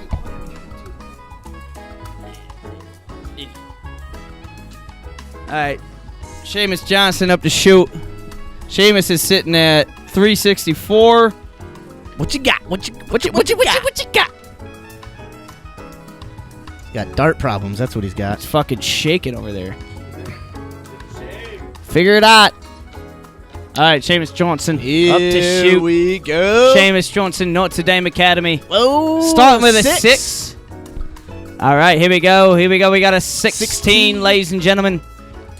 And a 20. Oh, Ooh, okay. 42 points. 42 points, ladies and gentlemen. Seamus is down to 322, right? 64 minus, what'd you say? How many points? 42. What's 64 minus 42? 42. 322. 322. I was right. Look at me, dude. I'm gonna write down. All right, Maximilian up. Max is shooting. He's got a 17. Triple 9. Oh, the board don't lie, ladies and gentlemen. Board don't lie. All right, you figure it out. Seamus is calculating the points. Down to 309. He's down to 309, ladies and gentlemen. 309. All right, so we're sitting at me with 370, Seamus 322, Maximilian 309. I'm back up on deck. Let's fucking dope.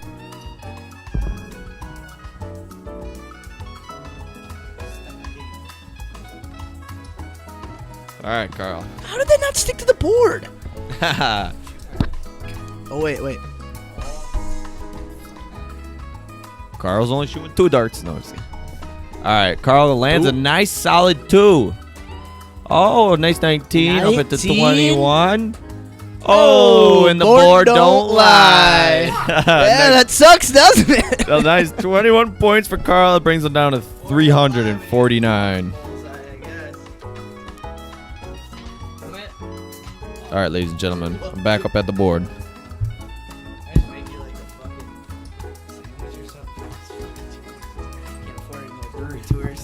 I'm gonna be broke by then. Look at this. All right, Seamus Johnson, Notre Dame Academy is up. He's at 322. He's shooting. Oh, the board don't lie. Oh, shit. Shoots again. He's got a 5. 5. Here we go. And an 11. Oh, and an 11. He's got it. All right. 16. 16 points.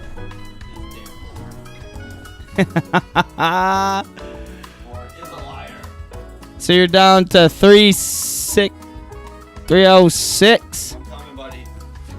I think. Yeah, 3-6. Carl can do math. Look at me. See if he can spell them a little bit. I can't do that. All right, Max is back up. He's sitting at 309. Bill Belichick looking ass. Got to throw him hard. They got a stick. Max shooting. All right, he's got a 6. Nothing. Is that 19? 25?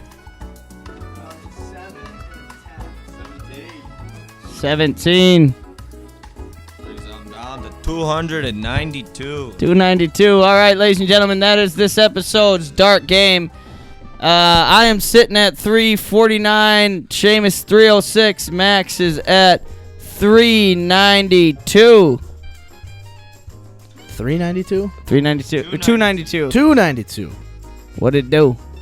A little 392. All right, let me get this. All right, we're going to adjust this camera and get back to talking. Thank you.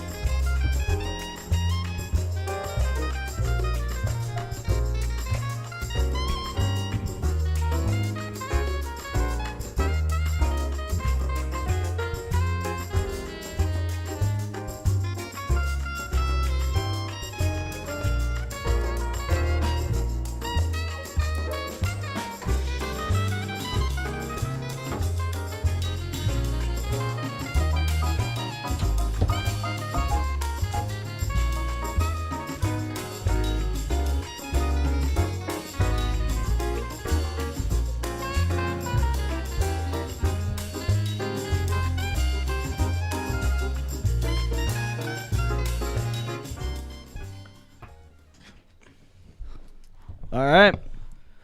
Woody woo, what it do? Woody woo, what it do, Woo, motherfucker? Shamo looked at me like, what the fuck did I say, guy? Woo, woo. All right.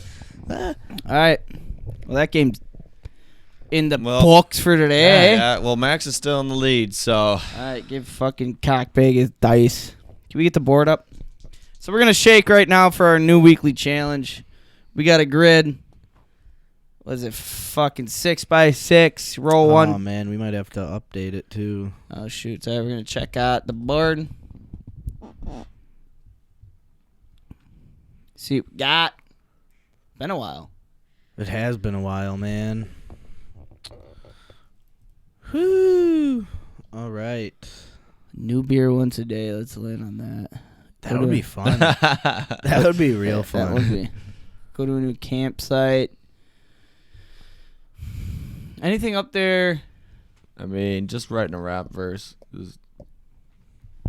Oh, yeah, we just did that one, huh? Skinny Buddha's $50 tattoo. But, you know, those are good ones. All right, where did you see that one? Write a rap verse, 2-2. 2. And where was the Skinny Buddha? 5-3. 5-3. All right. 6. Go for a run. Sign who merge. So right now we're just looking at the weekly challenge grid. What this grid is it's a 6x6 grid of different weekly challenges. So the winner of the weekly dart game will roll 2 dice, which is Max. Say he rolls a 4, we go over to the 4th column, and he rolls a 3, we go down 3, and then We're doing 100 push-ups. yeah, a day. that would be 100 push-ups. So that's our weekly challenge. Right now we got to fill 2 spots, shit that we've done. Can I put in there, actually, this is a monthly challenge I thought of, but could be a weekly challenge. There's some cool rock climbing places around the area. I thought that would kind of try out a be rock neat. climbing. Yeah. Facility. Yeah. Seamus, anything that pops in your mind? Yeah. Actually, there is. Oh. There's a cool little VR arcade around here. Oh, badass. Yeah, I've been wanting to check out, so I think we should throw that up there. Hell It's yeah. up there. Hell yeah, it's up there. All right. We should just do the whole board VR arcades. Fucking Right? hey, I dude. know, honestly. I That'd want be to just go fun. there for fun. All right, Maximilian's going to shake a little dicey dice. One at a time, my friend. 2. We got a 2. All right, so in the 2 column, we got start reading a book, try out a rock climbing facility, come up with a new improv skit, Ninja Warrior course, YouTube yoga twice a week, I think, Yep. and a wood burning project. All right, let's see what we're doing. Interesting fucking column. This is an interesting one. Open for 4. 3. Come up with a new improv skit. Okay. All right. So we'll each come up with an improv skit for like 3 people to do, Okay. and we'll each go through the improv skits next week. All right. So like, we did this before where we did Yep. like a what did we? It was like a mock interview or like a Wasn't like diehard Packers fan getting drafted by the Bears. Yeah. Yeah. That was fun. Yeah. These were funny. I definitely know. We had some people say like they were just like it was just a goofy. thing. Yeah. They enjoyed it. Yeah, All it right. was- it So was come good with to do. something special, get something interesting next week. All right. If you don't, there's a jalapeno rotting in that fridge. Oh yeah. It's not only spicy, it is moldy. So if you don't come, you got to eat that fucking bitch. And if you don't want to eat that, we'll come with a ghost pepper or something else. Woo-wee. All right? All right. All right. right. I like it. All right. Righteous. So that's the weekly motherfucking challenge. Anything else to do with weekly, huh? I don't think so, man. Think about wraps her up. Wrapped her up. All right.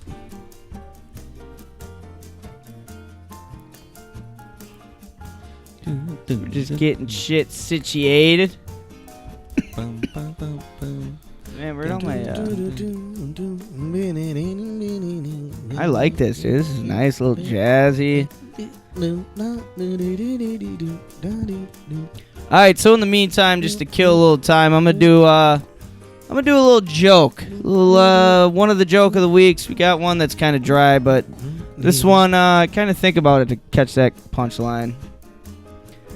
3 guys go to a ski lodge, and there aren't enough rooms, so they have to share a bed. In the middle of the night, the guy on the right wakes up and says, "I had this wild, vivid dream of getting a hand job." The guy on the left side wakes up and said, "Unbelievably, I've had the same dream too." The guy in the middle wakes up and he says, "That's funny. I had a dream I was skiing last night." Ladies and gentlemen, that is the joke of the week. Think about it. That guy was giving hand jobs all night.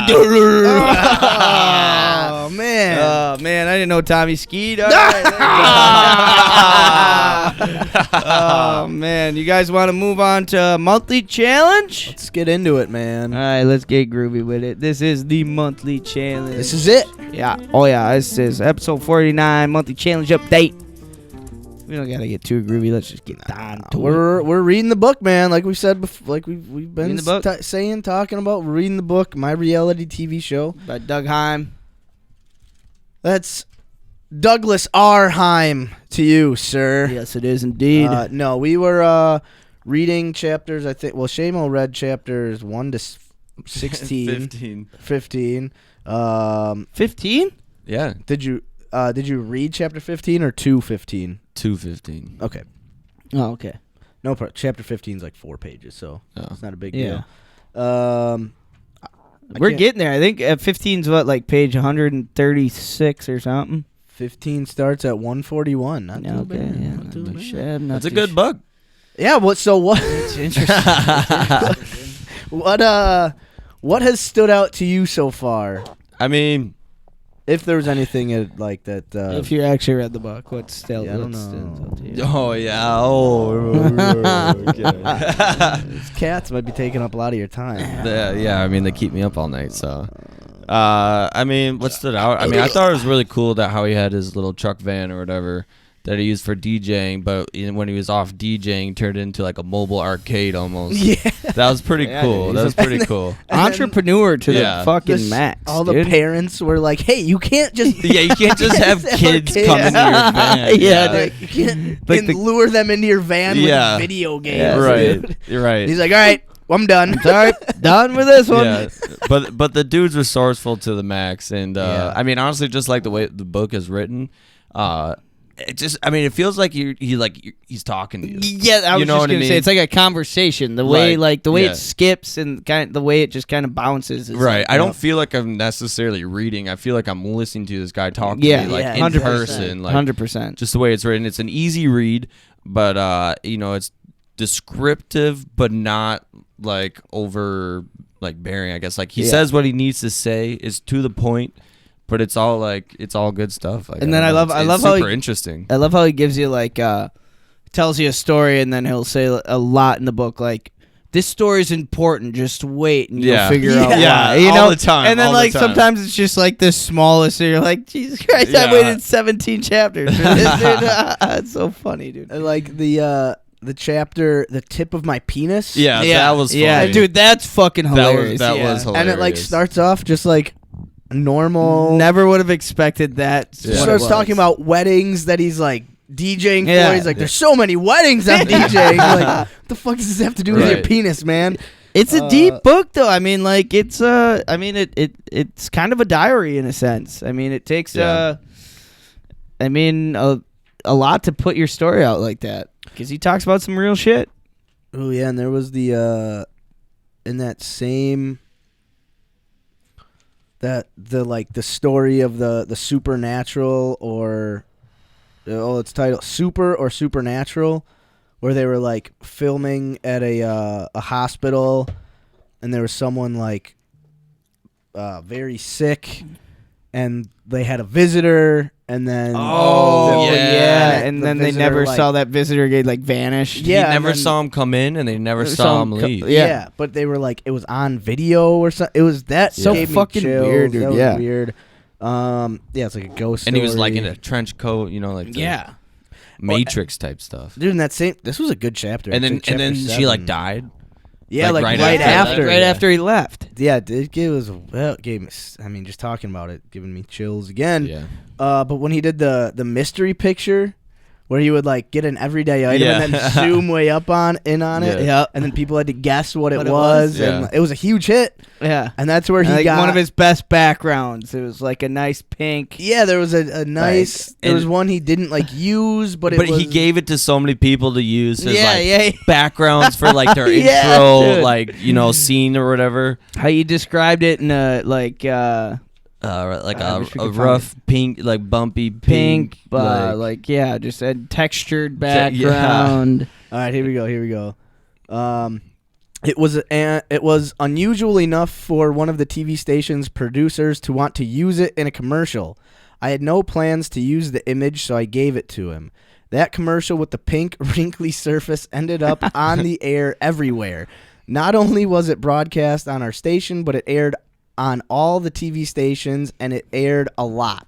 I saw it everywhere I went. It aired in the mornings, afternoons, prime time, all day, all night. It even aired on TJ and the Ant. It was on the air for months before I learned the truth. The photographer that gave me the image calls me to let me in on a little secret.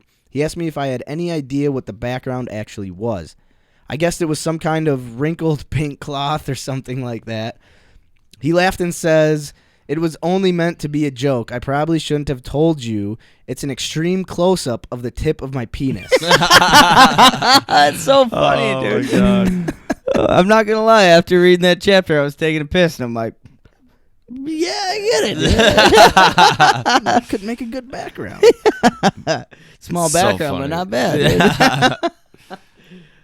Yeah, like shit like that, dude. That's what makes this book fucking stand out. Where it's just There's just so many stories like that of just little things that like kind of go unnoticed because it's, I think a fun, kind of a fun story. But when his son finally came back to live with him, oh yeah. and he was 12 years old, and it was pretty new when it was pretty like recent after his son has started living with him, and he got a knock on his door, and it was some random lady he has never met before, and a kid with this lady who had a cut underneath his eye, and he was like, "Can I help you guys?"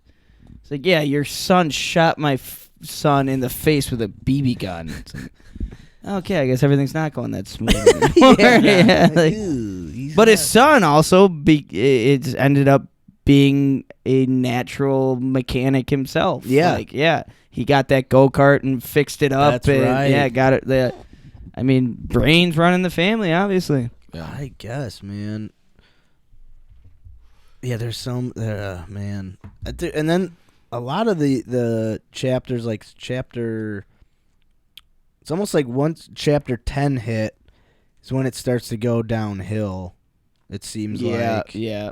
Chapter 10 is like he got his first divorce. He found out his wife was having an affair with his best friend. Ugh. Was that Sydney with Mike? Yes. And then he ended And up. he was like the last to know. Like everyone knew, but he didn't, and no Yeah. one wanted to tell him.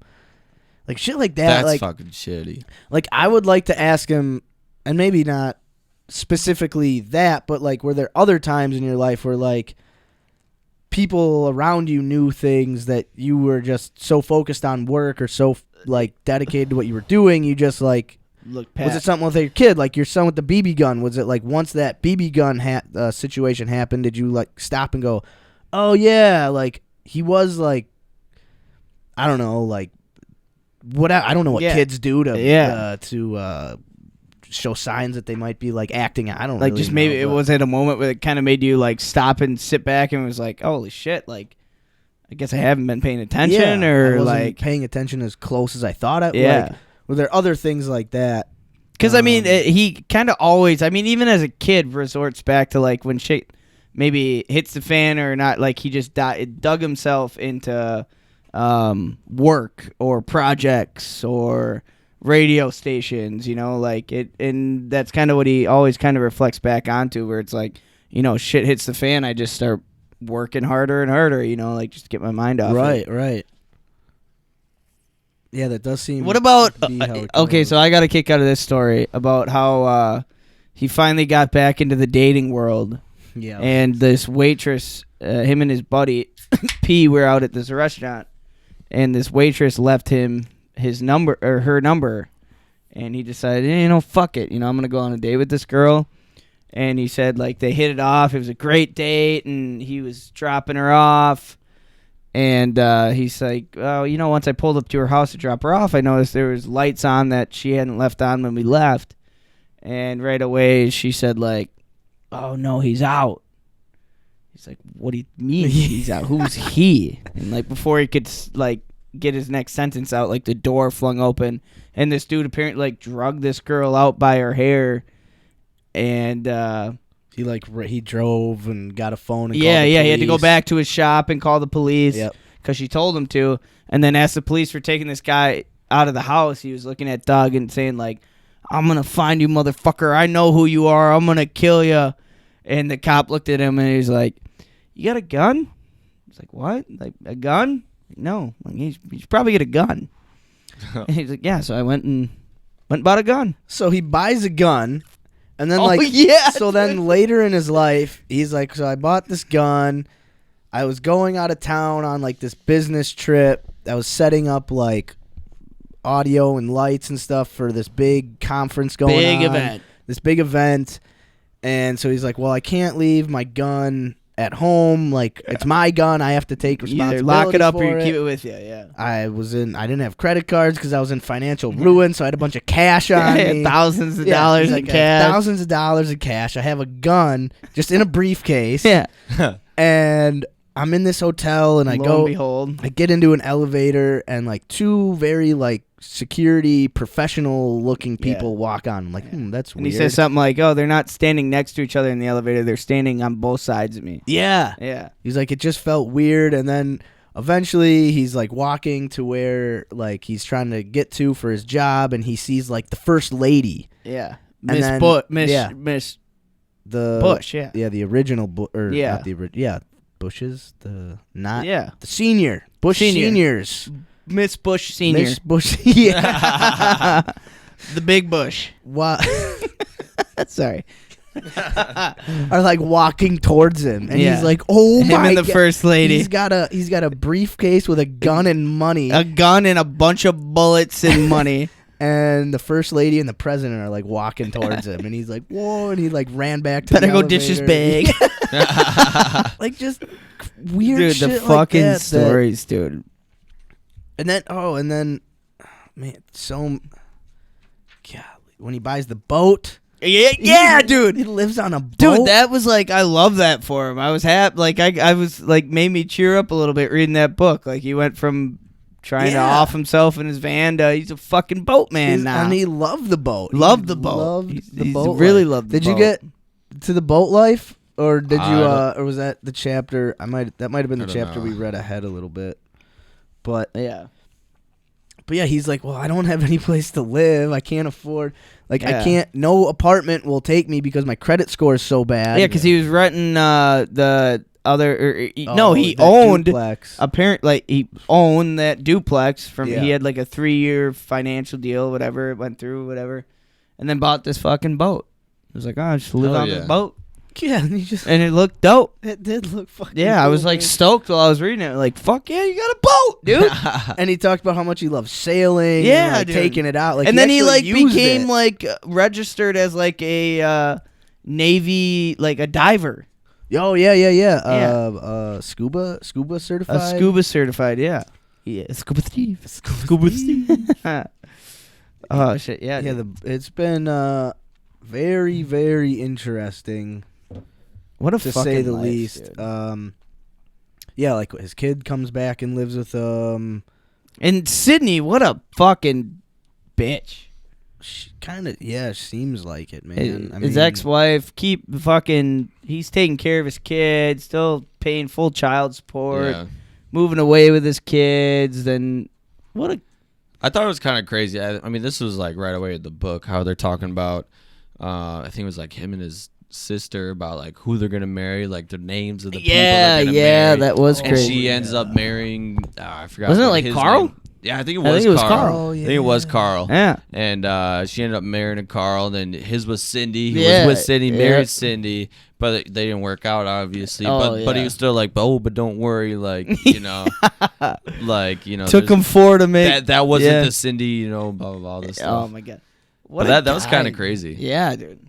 I mean, like you read this book and it's like listening to comedians say like this is a like I swear to God true story, and you listen to it and you're Right. like, what the fuck? Like, how does this? How? I mean, just the thing, but I mean, like the thing about it is like we have family to. I mean, not all his stories, but like his pirated radio station and all that shit. Like our grandpa, our grandpa was his boss, and he's like, yeah, that motherfucker was doing that shit, dude. Like under the belt, like, and we found out about it because some fucking high ups showed up at our fucking office. Yeah. Or when, so the time he was planning on like killing himself. Yeah. He was Oh in- yeah, what a story. He was in his van. He got so bombed.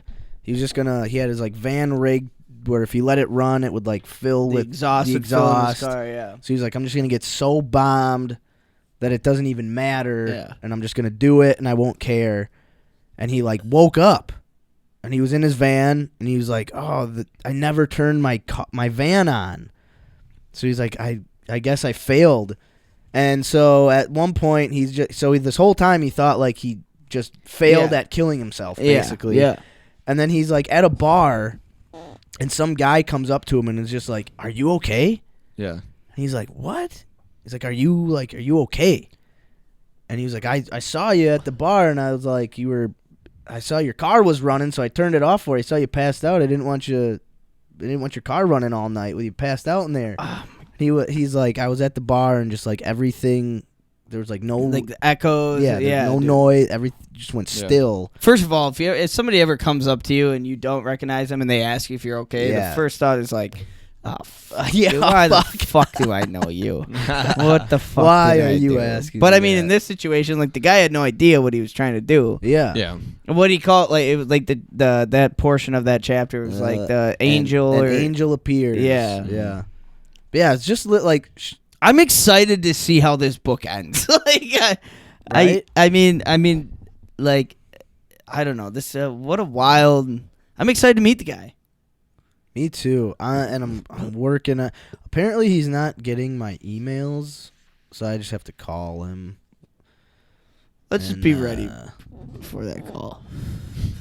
Well, no, I mean just to set it up, just to set him Yeah, up, yeah, get yeah. it in here, and then once we get him in here, or once we get it set up, we'll come ready with. Oh yeah. Well, that's when we'll have to get together the night before and actually have all right, what Yeah. we got. It's not just us in it. We got to actually we actually have to be fucking good with this one. Yeah. So like one thing I was thinking, other than like specific questions from the book, we could try to come up with just like fun questions to ask him too. Like, Yeah. what are your thoughts on What are your What are you? Hey what man, are you- what are your fucking thoughts on that? No, what are your thoughts like aliens or We also could like we could weird shit? Fuck what yeah. do in the book you couldn't cook. Is there anything you cook now or like I don't know? Just Yeah, no, fuck yeah. Favorite I food. was thinking that too. We could also do like put him on like a trivia or something, ask Yeah. him questions about like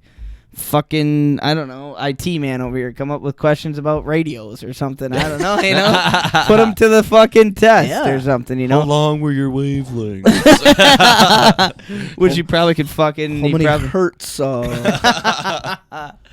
oh fuck yeah. So But from the book, like some of the chapters we read were pretty grim, I would say, in terms Yeah. of just like he was hitting a point in his life where I think he was working so hard and putting so much time and Yeah. effort into his work that even though he thought he was taking care of stuff like at home with his kids and wife, clearly like things were falling apart around him. yeah. So it was like, I guess I would like be curious, like in that time of your life, like did you take any like long-term lessons away from it that you still like live by today? Like, Yeah. Hell yeah. Like, or like, what did you learn from that dark time, or what was like, what did you learn? What was like, other than the whole like angel and your car got turned off for you, like, was there like a moment? And I guess it's probably in. This is kind of not a dumb question, but I'd have to go back and do a little research. But like, what was like the moment that you kind of started to feel like your feet were back under you and you were pulling yourself out of some of these pretty dark times that you were describing? Yeah, because it kind of seemed like he was hitting bad luck after bad luck for quite some time.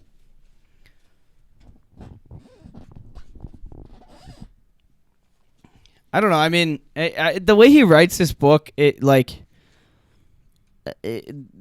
reading his kind of his point of like deep depression and struggles with his family, his kids, like just kind of the way he writes it, like it, it's like it kind of makes you breeze over the fact of how dark and grim it really is. You know what I mean? Like.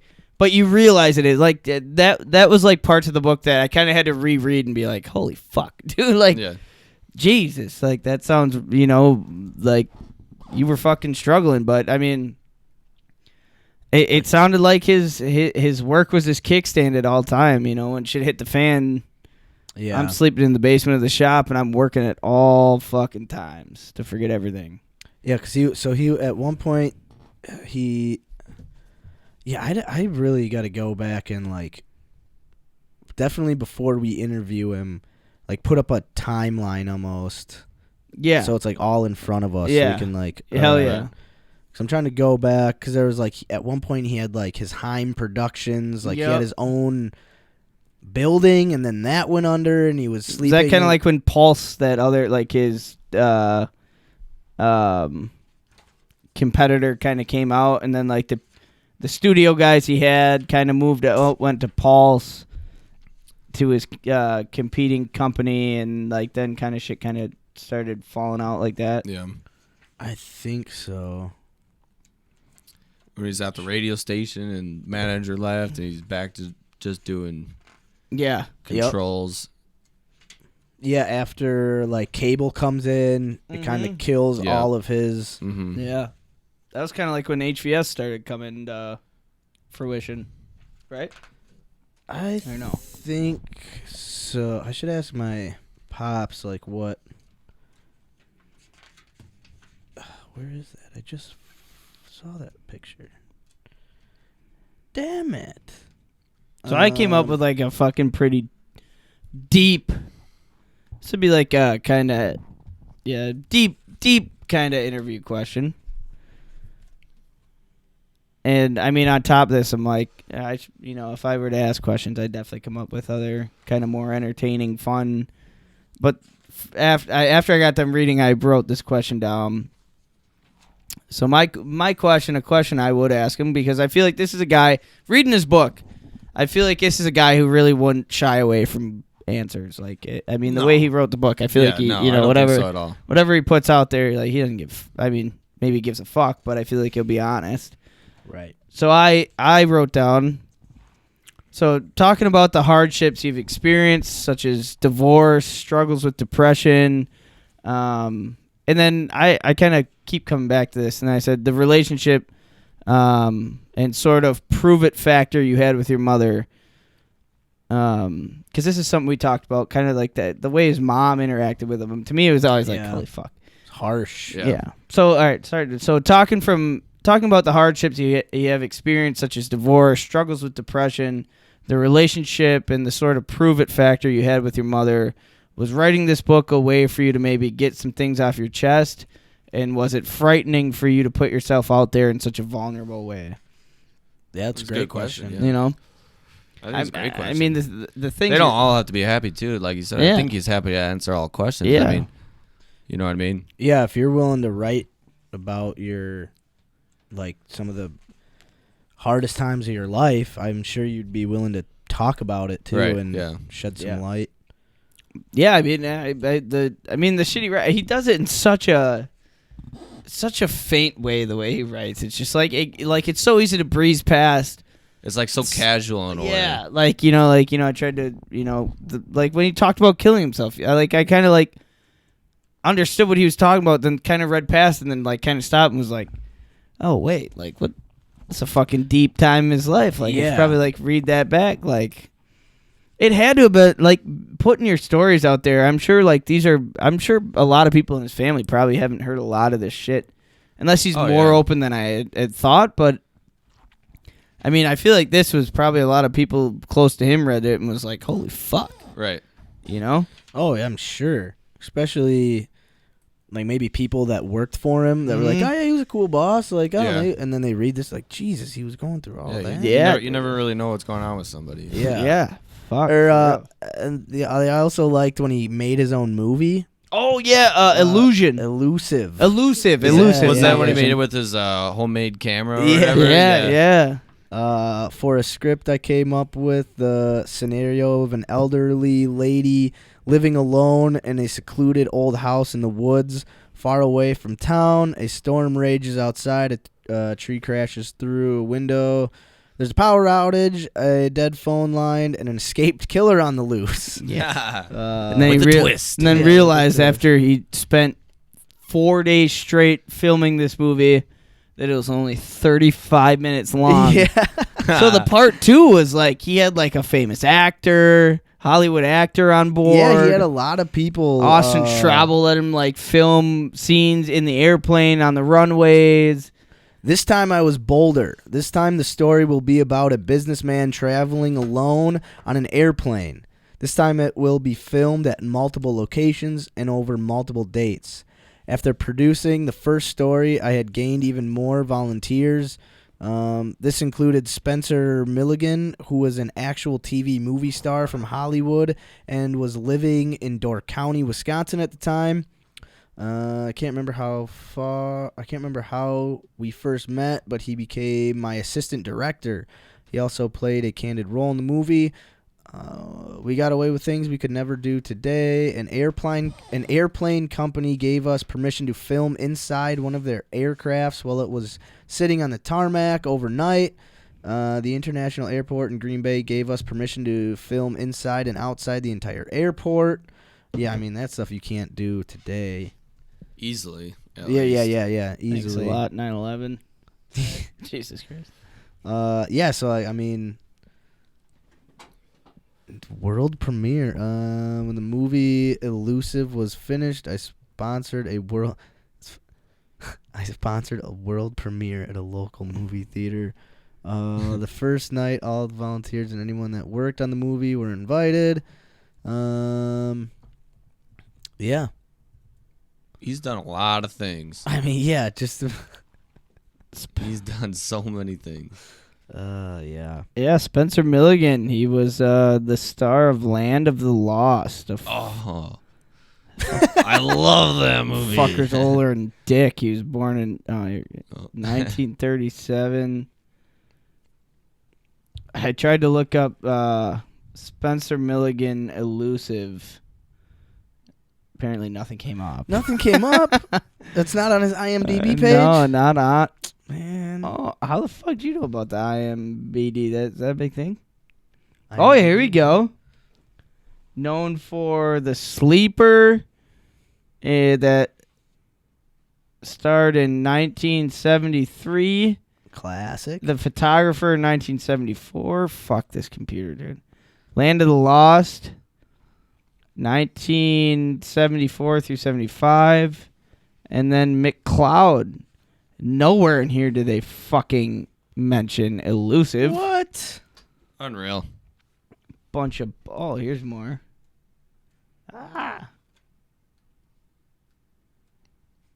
Yep. Elusive didn't make it. What? Nope, didn't make it. Yeah, he's in a lot of shit for a couple years. Yeah, but good for him getting a fucking Hollywood actor. Yeah, I think that's... I mean, it sounded like he built connections, through just, like, passion for what he was doing. Yeah, man. And, I feel like if you have passion for something, it comes through, and people are willing to like when other people see that like genuine passion, The drive for it, yeah. people are willing to like help out. And a lot of times, if they're passionate about something, they don't want to put their passion behind something if someone's not passionate also about it. Right. So Yeah. I mean, just And he said it sounded like he had a lot of volunteers for the film. Like they, you know, like he. I mean, I can't imagine fucking directing a film. He did it. It was in a theater. dude, that would be. I mean, think of how like filming for that long and then being like, yeah, I got 30 minutes. It's like, fuck. We sit in here and we get done and we're like, dude, we've been doing this for 4 hours. Yeah. What were we even talking about? Carl's over here drunk, rumbling into the mic, just gargling. That's so funny. I was talking to Steph before, and I was like, so I'm like, oh, so you listen to the episodes while you're cleaning? She's like, well, I mean, I don't clean for 5 hours, so I can't. Touche. Yeah, I feel you. You know? Way to support us. That's why we got the timestamps. Jump around where you want. Jump around. Here. A little, Right here. a little sweeping is good when we're doing the beer of the week. Yeah. You know, mopping's good mental health. Yeah. You know, Dishes are fun when you're playing darts. you yeah, know? hell yeah. Oh shit, that's funny as fuck. So yeah, we're. I mean, it's always okay. I'm not gonna lie. It's always tough for me to start reading the book for some reason. Yeah, It's always tough to start, but then once I get going, yeah, it's easy. like It's I easy almost to go. Yeah. I just keep going with it. And I don't know if that's just like my general. Any book would be like that. I don't know. If you get into to be it. honest, I mean, I think the way this book is written, I mean, how, like you said, like you feel like you're kind of just talking to a dude instead of reading. Yeah. Right. Like it makes it kind of easy to read. I mean, for a guy like me, you know, like it's like, you know. Oh, this is Like- definitely, and I think Oh my God. I think we mean this in the best way possible. Yeah, It's an yeah. easy read. Yeah. It makes you like think about your own personal life, but it's not an overly, you're not sitting there trying to parse words or figure out what he was trying to get at, or there's no like message or story or like or values he's trying to instill upon people. He's just saying like, hey, this was my crazy ass life. I think you'd enjoy listening. I mean, it took us reading it. fucking how many chapters to figure out what the monster was that he saw when he was 6 months old. Oh, And yeah. then it was no spoilers. No, Spoilers. we already spoiled half the book. What was it? It was like a fucking. It was like It's chip just- paint. He was just Chip he was paint in his cradle, and in there's his- his chip paint, Yeah. and his parents looking over him. Yeah. And And his mom just was like, "Yeah, stop being a fucking idiot. Stop dude. crying. You Yeah, shit. Well, then he You're never gonna be anything more than a cameraman." Now look at me now. Damn good one. I'm pretty elusive now. tried to catch me, but fucking elusive. Put the jukes on. Put my cleats Jesus on Christ. and I juked you, man. I cannot look at this. Look at this. Yeah, isn't that computer's great? Yeah, okay. Well, okay. Super off topic, real quick. See, now it's fine. But when things like that like this, does it ever just like bring back memories of like when you're tripping balls and it's like, Not quite like that. okay, well for me, Yeah, well, I was just gonna say we've like all look, had different. yeah, I've had this one vitamin called DMT. Fucking this is what happened. So I'm gonna Vitamin D. vitamin D. yes, MT. Yes, Yes, exactly. dude. I had to leave. Okay, still to this day. This is sorry, off track, but I had to leave a store because of a noise that happened in a store because of a past vitamin trip that I had, where it was like I couldn't. It's like I can't fucking handle this shit. It's like 3 years later, but holy fuck! Maybe the store knew. I probably fucking did. Maybe there dude. was no sound. It was just in your head. Okay, all right, let's move on. That's elusive. Is that my word? Oh wait, no, we're on S's. No, we're on S's. So with the book, I'm thinking we read through chapter 20. I think we just chapter 20. I agree. Like read through. So read 2:21. Okay. Gotcha. All right. Why don't we just say read to 21? Why do you have to do this whole? Well, shit? read to 21. That's Okay. That's fine. Read to 21. Through chapter 20. Like to me, that's just like all right. Page past 20. I'm good. I went through it. I heard my breathalyzer guy the other day telling a customer like, breathe through the click and then suck in. And I was like, dude, you're fucking misinforming her. So like that, Tell me where to go. Let's move on. So if this book is like a breathalyzer, you want to read to the click. To the click. And then stop. And the click is chapter 21. All right, perfect. See? All right. I like where I got you. I see what you're saying. I got you. I see where my head's at. Yeah. All right. So read chapter 21. And do we want to... I'm going to come up with because I was thinking more of like abstract questions or ideas for things to ask him, but I like how you put your question, you phrased it, and I want to come up with like an actual not just like, oh, I was thinking, you described this, like what do you... Yeah. I want to come up with an actual question like you wrote out. Yeah. And that's like personally for me, I want to come up with a couple like specifically like that, and not just like a general, well, I had these thoughts and feelings about what you were writing. Yeah. You don't want to ask questions about like the book directly because we read the book. You know what I mean? Right. You can ask questions that involve the book but expand beyond it. Yeah, and I want like for me personally, I just want to have like a solid, this is the question like I wrote. Right? Yeah. Yeah. And so I don't know if whatever. I'm gonna come back with a lighter question. I wanna come back with at least two questions based off a story in the book or a time in his life. So something he can kind of reflect on, but like something that's meaningful out of that time in his life. You know what I mean? Yeah. Yeah. Jesus Christ, I can't fucking look at this screen anymore. I have a fucking stroke. Is that what strobe lights give you a stroke, right? Seizure.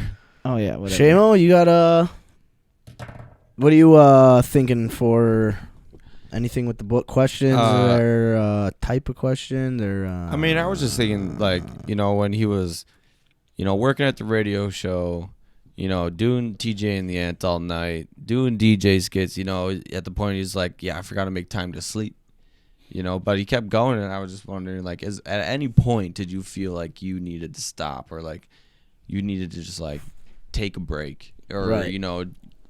Change it, like, I don't know, change your routine, yeah, or were you just like enjoying it the whole time? Yeah, I like that.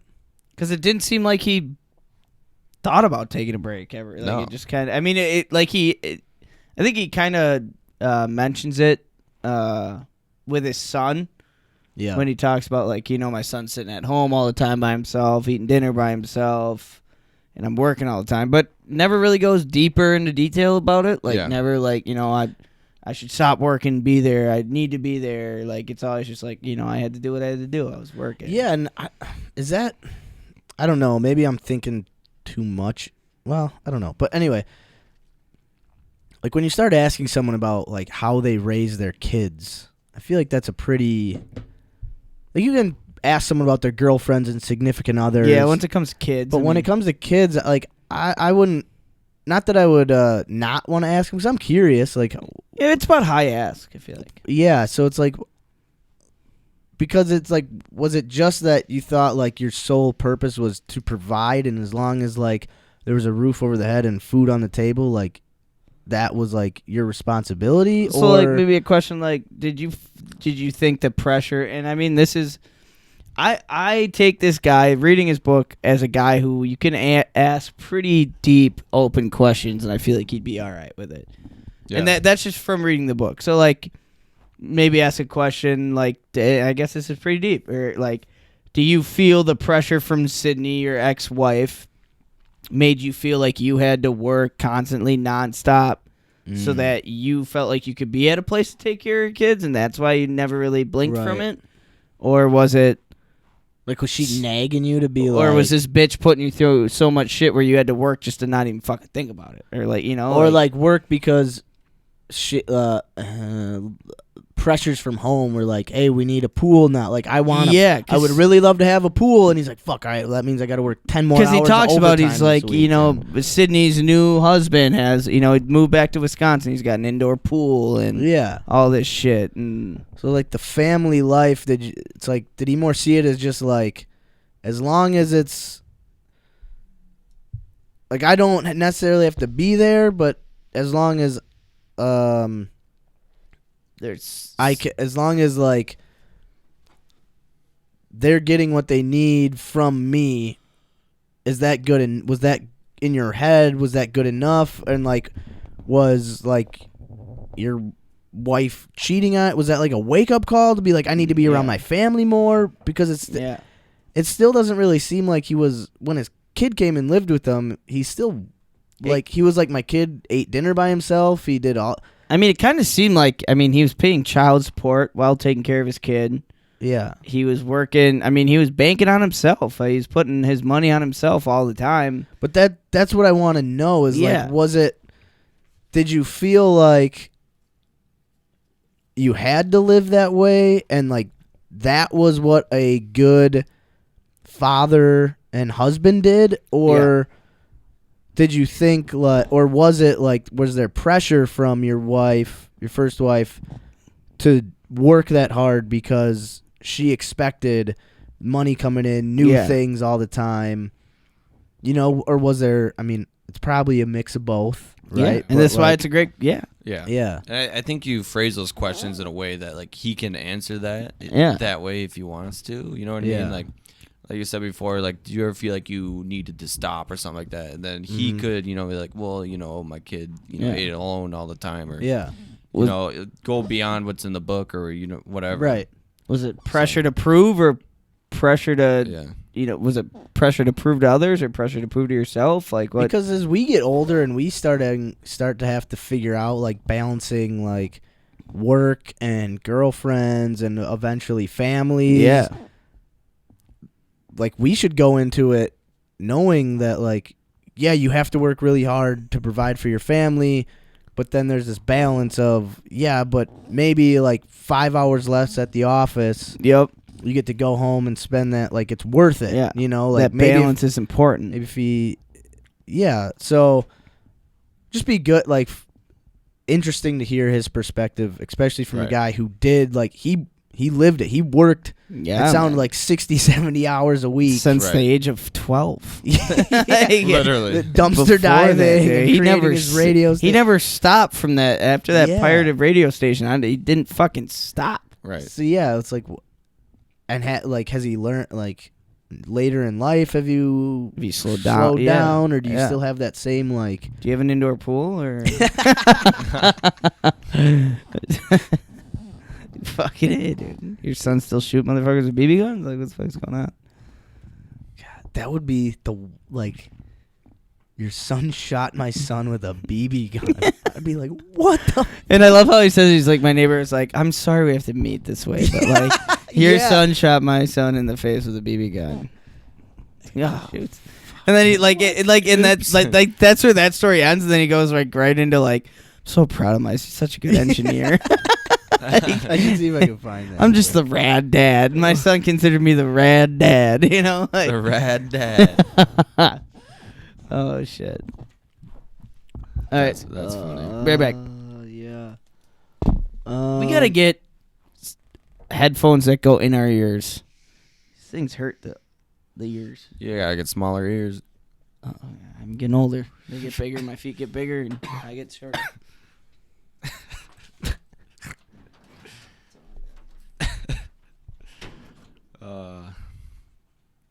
Yeah, interesting guy. The rad dad. The rad dad. Sounds pretty rad to me, honestly. The more I read. I mean, it definitely sounds like he was Oh,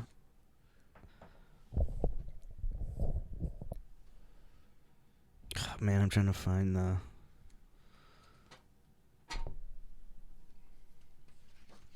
Wait, is this it?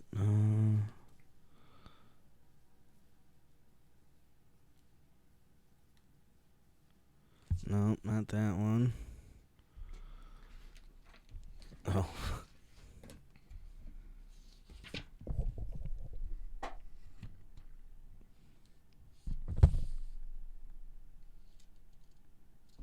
I'll have to find it for next week. Yeah. I think I found it, but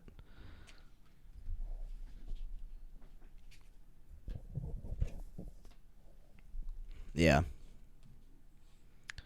Okay. We'll take a gander. Anyway, so I mean, I really hope it starts to brighten up here as we start rolling through the. Just telling Shamo, I really hope this book starts to brighten up a little bit. Hope this guy's life starts to turn around in these next few chapters. I mean, the next chapter will be him just sitting in here. I do a dumb fucking podcast is the name of his next chapter. Yeah, I went from writing movies to doing a podcast in my old boss's basement, dude. What the fuck is going on? Bringing him back to his younger years. Yeah, dude, we're bringing him back to action. Dude, this cut in my nose. All right, I gotta stop picking my nose. But yeah, no. COVID, man, how does it spread? I don't COVID, schmovid. Whatever's in there. I'm good right now. Still drinking a nice Wisco Disco over here. I mean, I can go up and get Busch Light. Why you put it on me? What the fuck's going on? Oh, the old guy Raider Doppel. If you don't want it, I'll drink it. I mean, when Jesus gives you water, you drink it. I love beer. I love beer. I love beer. And stuff. All right, so we're talking book. I think after this, Probably Mosey. mosey on down to maybe Carl versus the dictionary, Todd. That's always a good time. We're on the letter S. Yep. Shit, shake, shimmy, and shoot. You know what I mean? Something like Shit stick. shit stick. What was our word last week? I don't know. You spelt it. Wrong. I can't remember it. Igwanemius. Someone with an R. Oh yeah. Rambunctious. Damn, no, I can't remember what it was. But we got a good one for you this week. You guys picked it out? Oh yeah. What yeah. the fuck? You know I only picked the best for you, Carl. I know words I can't fucking spell. That's the point. We're just making you smarter every week. Hey, you ever heard of Loopy's bar in Denmark? Loopies? Loops? No. Loopies? No. Okay. Someone said they went there. Must be out in the boonies. Out in the bones. Must not be that cool if I've never heard of it. All right, I think it's time to mosey on down to Carl versus Dictionary. Don. Oh, fuck yeah. What do you think, bud? So yeah, we're just reading through. Reading 2. Chapter Yeah. 21. Yeah, reading Yep. 2. Thank you. Reading 2, chapter 21. That's basically it. Yeah. Come up with some questions if you want to, if you're reading, and Yeah. anything you read that you thought was interesting, Hell bring yeah. up in the show, jot it down. Hell yeah. Fuck yeah, I love it. It's good. It's a great book, man. I'm glad we're doing this. Hell yeah, dude. I agree. Well, ladies and gentlemen, we're going to mosey on down. Oh, I got to open this back up. Hey, did you want to do your joke to get to That's go? why I had to open this Ah, glitchy ass fucking stroke computer back up.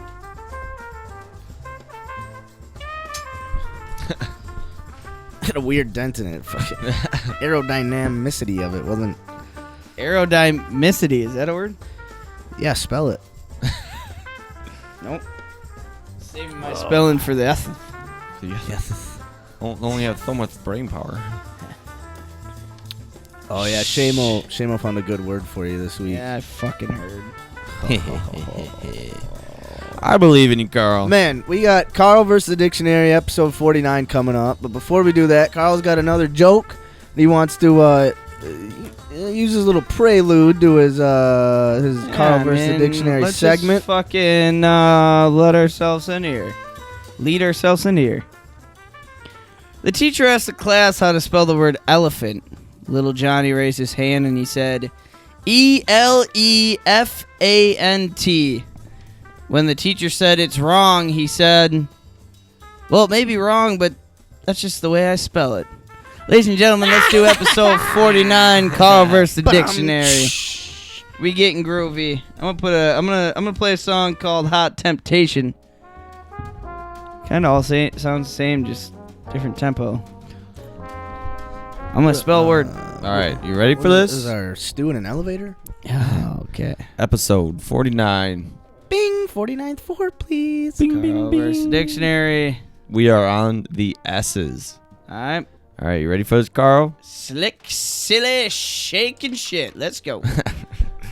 Sanctimonious. What? Say that again? Sanctimonious. Yeah, no chances. Sanctimonious? Sanctimonious. Sanctimonious. Sink or sank? Sanctimonious. Sanctimonious. Sanctimonious. C-E-N. Sanctimonious. Sanctimonious. Sanctimonious? Sanctimonious. Sanctimonious.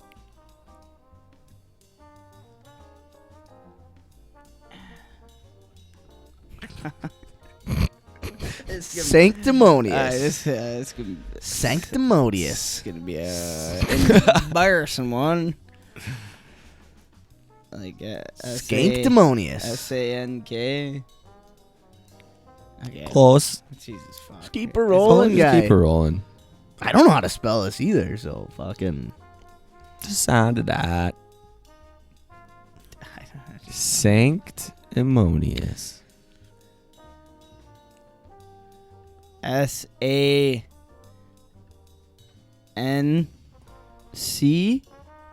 Oh, quit giving him head nods. D? Sancta? Sanctimonious. Oh, S-A-N-C-T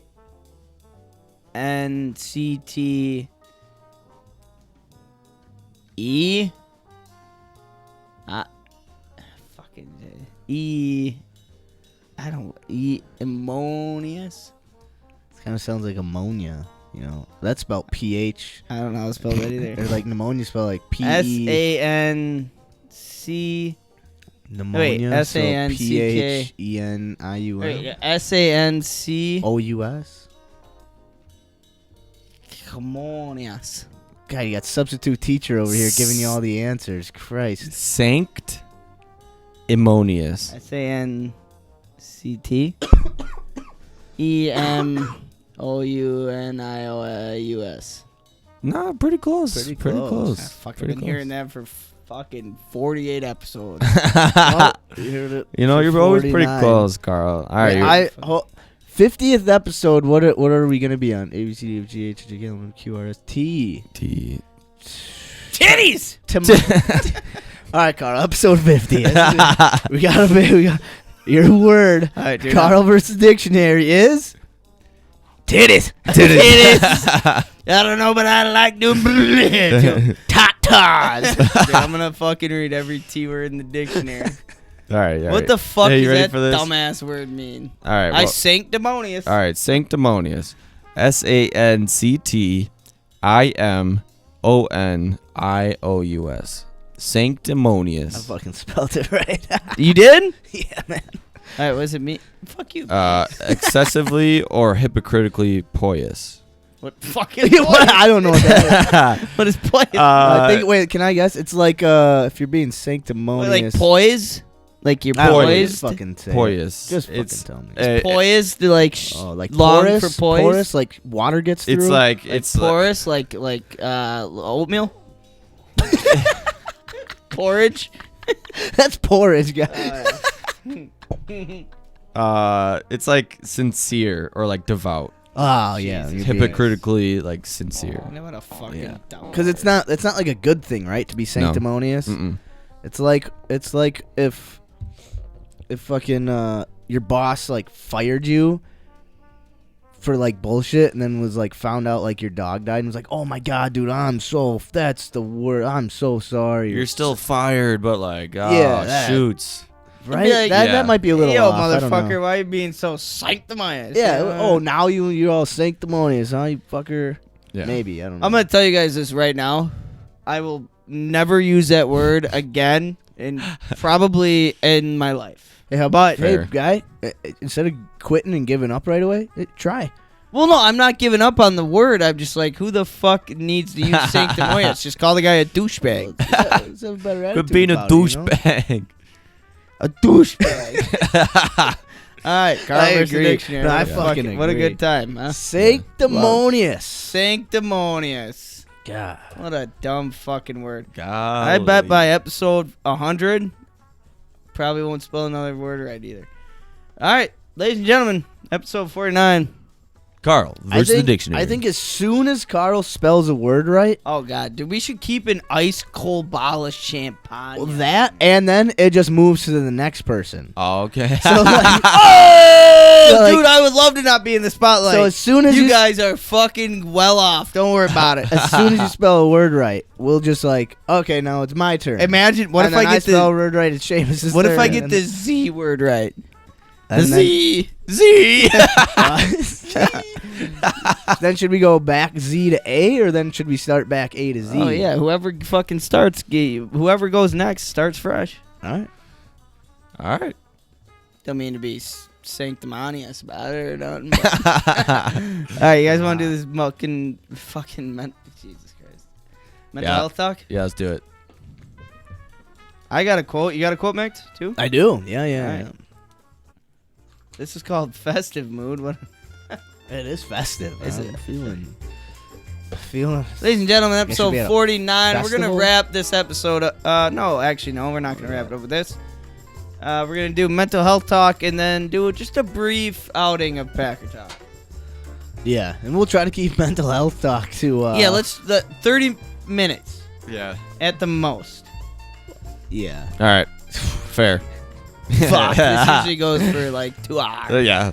Yeah. You That's all All right. It's all right. We'll keep it short and sweet. right. We'll get But- to the point. But and, you know, hey, for mental health purposes, though, if you got shit you got to say, True. Say it. You got to say it. Never hold thought it about in. Next Yeah, episode. Hold it in. Fucking Shove it deep down and don't bring it up next episode. Max, give me your quote. Shut up. Oh, okay. I can go first. No, let me pull it up. I did another. My mental health quote's by Dr. Thuth. Dr. Thuth? I think I can do this. Dr. Thermonius. See us? Find out. Spell that with a C?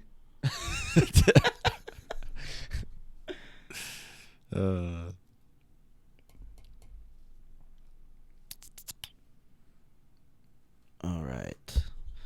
Let me pull it up so y'all can read it. All right. The quote I found, which was actually a gift given to me by my girlfriend. She gave me a bunch of quotes to like pick out throughout the month, or just like each day you pick a new one, you know, something to look at each day. But anyway, this quote stood out to me, and it is, comfort is a drug. Once you get used to it, it becomes addicting. Give a weak person consistent stimulation, good food, cheap entertainment, and they'll throw their ambitions right out the window. The comfort zone is where dreams go and die. I like that. And I think that relates directly to our show. Fucking true to the max, my friend.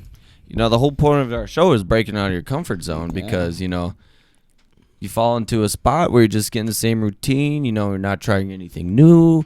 Maybe you have those dreams, but you're not exactly pursuing them because you're comfortable and you're just, going about your day. You usually do. Yep. Yeah, I mean, I'd say so. It becomes addicting. You just fall into that, like a drug. You fall into it, you keep doing it, and it's hard to break out of. Or like, how many times do you guys have like, or does this ever happen to you where you have like a rough day at work and you're just like, man, I'm done. Like, I can't do this no more. Yeah. Oh, fuck. And then like you get home and you kind of like chill, listen to some music, or you throw on the TV, or you eat food, whatever, and you're just like, I should look for another job. I got to update my resume. Yeah. And then you're just like, fuck, all right, just give me like tonight. I'll be good. Tomorrow won't be as bad. And then you wake up and it's like, why am I? And you just fall into this like, yeah, but once I get through the day, it's not bad. And then it's like you get all of a sudden there's like a little bit extra money in your bank account, not a lot, but enough where you can I could go to the bar, I can buy a couple shirts, I can take a little trip here, there. yeah, man. And then you just go back. You're like, fuck, why am I, Yep. Yeah, comfort is a killer. It's like comfort is almost like a bad habit. I mean, It is. not always a bad thing, can, but it cannot be, I guess. I don't know. I mean, it depends, where you're at and where you want to go, and if you're just I hate staying getting- idle. I hate getting comfortable, dude. I that's funny that it's fucking ironic you brought this up. FaceTiming a friend right before this and was talking about plans that I had in the future or whatever, and the only thing I said to her was like, I'm comfortable and I fucking hate being comfortable and content. I'd rather be uncomfortable and exploring, like just once I'm comfortable and content, it's to me in a way, and I guess the way I feel is because I'm like, unless I was comfortable and happy, that can be a thing. You can be comfortable and happy with what you're doing, of course. but comfortable and not content, where it's just like, I know everybody I work with, I can go to work, I know exactly what I'm doing, I'm in and I'm out, and that's what it is. Like, and if you get a new job, then you have to adapt to new people, new challenges, new experiences, and that's scary. But that's like the best part of life, is getting out of your comfort zone. Being nervous, being anxious, being happy and scared. That's the best part of fucking waking up every day. And if you do the same thing, you're just comfortable with it every day, then like where's your excitement come from? What's your favorite, like, because I don't know if I have one, but like, what is your favorite favorite. Like, so you're saying like, you like being uncomfortable. You like being. I like being put out of my comfort zone in a sense. So yeah, you like the nervousness of like of newness. So like, is there like other man? This is I don't. Other than like finding a job, is there something that gives you that same sense of like? Feel that same newness feeling, or that same like nervous excitement. Seamus knocking. Get out of here! Get out! Shove it deep down. That's enough. Be comfortable with it. Don't you dare! I am not comfortable. Max is literally just about to spit out the rest of that question too. So is there something else that makes like that uncomfortable comfort feeling? Yeah, like other than finding a like starting a new job. Is there something that you can think of that gives you that same sense of excitement? It's feeling a little too comfortable. I had to break out a little bit. Maybe This has to move now. You need one of these. Look at that. I know. I think wanting like to move away and experience other things before I'm forced to be comfortable. Right. Right. Because it's like when you're comfortable, like, and you're doing the same thing, you're not really experiencing anything new. And it could be anything, like you said, a job, traveling, whether it's a vacation, moving somewhere, meeting new people, making new friends is like making friends isn't always the easiest thing to do, but come out of your comfort zone, you get to know them better, and like you turn out to be great friends. It's a great thing. Like, think about it like this way. Like, I think about, like, say you're, a freshman in high school or a freshman in college or whatever. You're in a new place, right? And you're at a party, and you're just sitting in the corner, maybe talking to the one person you know, and you're comfortable there. Yeah, nobody's judging me. I'm with the one person I know. I'm gonna just sit here, be comfortable. But it's like you're so scared to go out and just mingle with these random people because you don't want to embarrass yourself, and you don't. But once you step out of that little comfort zone of that one person, you go and meet a bunch of people, and even if you do embarrass yourself, you chat with a bunch of fuckers, you do whatever, you kind of let yourself loose, and maybe in that moment you're uncomfortable, but then you wake up the next day and you're comforted by the fact where it's like, oh, I fucking. My head's pounding. I'm my head about to puke. And that was a good I met like 14. I puked in front of like 15 people last night, and they all know me now. I got out of my comfort. It's comfortable to get out of the comfort zone. I puked everywhere, but man, like my buddy who we weren't super close, but he helped get me out of there. Yeah, dude. Ran through backyards or whatever. New stories. You have to be uncomfortable to get. Comfortable in a satisfying way. I don't know. I've always I think maybe I think comfort is a drug to me, where it's like I get so man, I can't think of this word. Anxious, being comfortable. I've always been that way, where it's like, and I think that's why I've worked probably 40 fucking jobs, is I get comfortable, I get in a routine, I get in a, I wake up, I know what I'm going to do, I know what I'm coming home to, I know what's going to happen during my day, and that, it is comforting because I know, like, all right, nothing new is coming today, so it's fine, I know what's happening. And I get so turned off by the fact where it's like, nothing new is gonna come of today. Like I'd rather fucking wake up in the morning. It's like waking up the day of a job interview, and you're like, maybe like a whatever job interview. Whatever job it is, you're always kind of nervous for it, just because it's. But like waking up and feeling that feeling in the pit of your stomach, where it's like anxious, but it's almost like excitement. Excitement, where it's like, I don't want to fuck up, but I'm excited to say this and prove myself. Like, that's like, I'd rather wake up with that feeling than the feeling of like, all right, well, I can wake up 15 minutes later because doesn't matter if I'm a little late for work.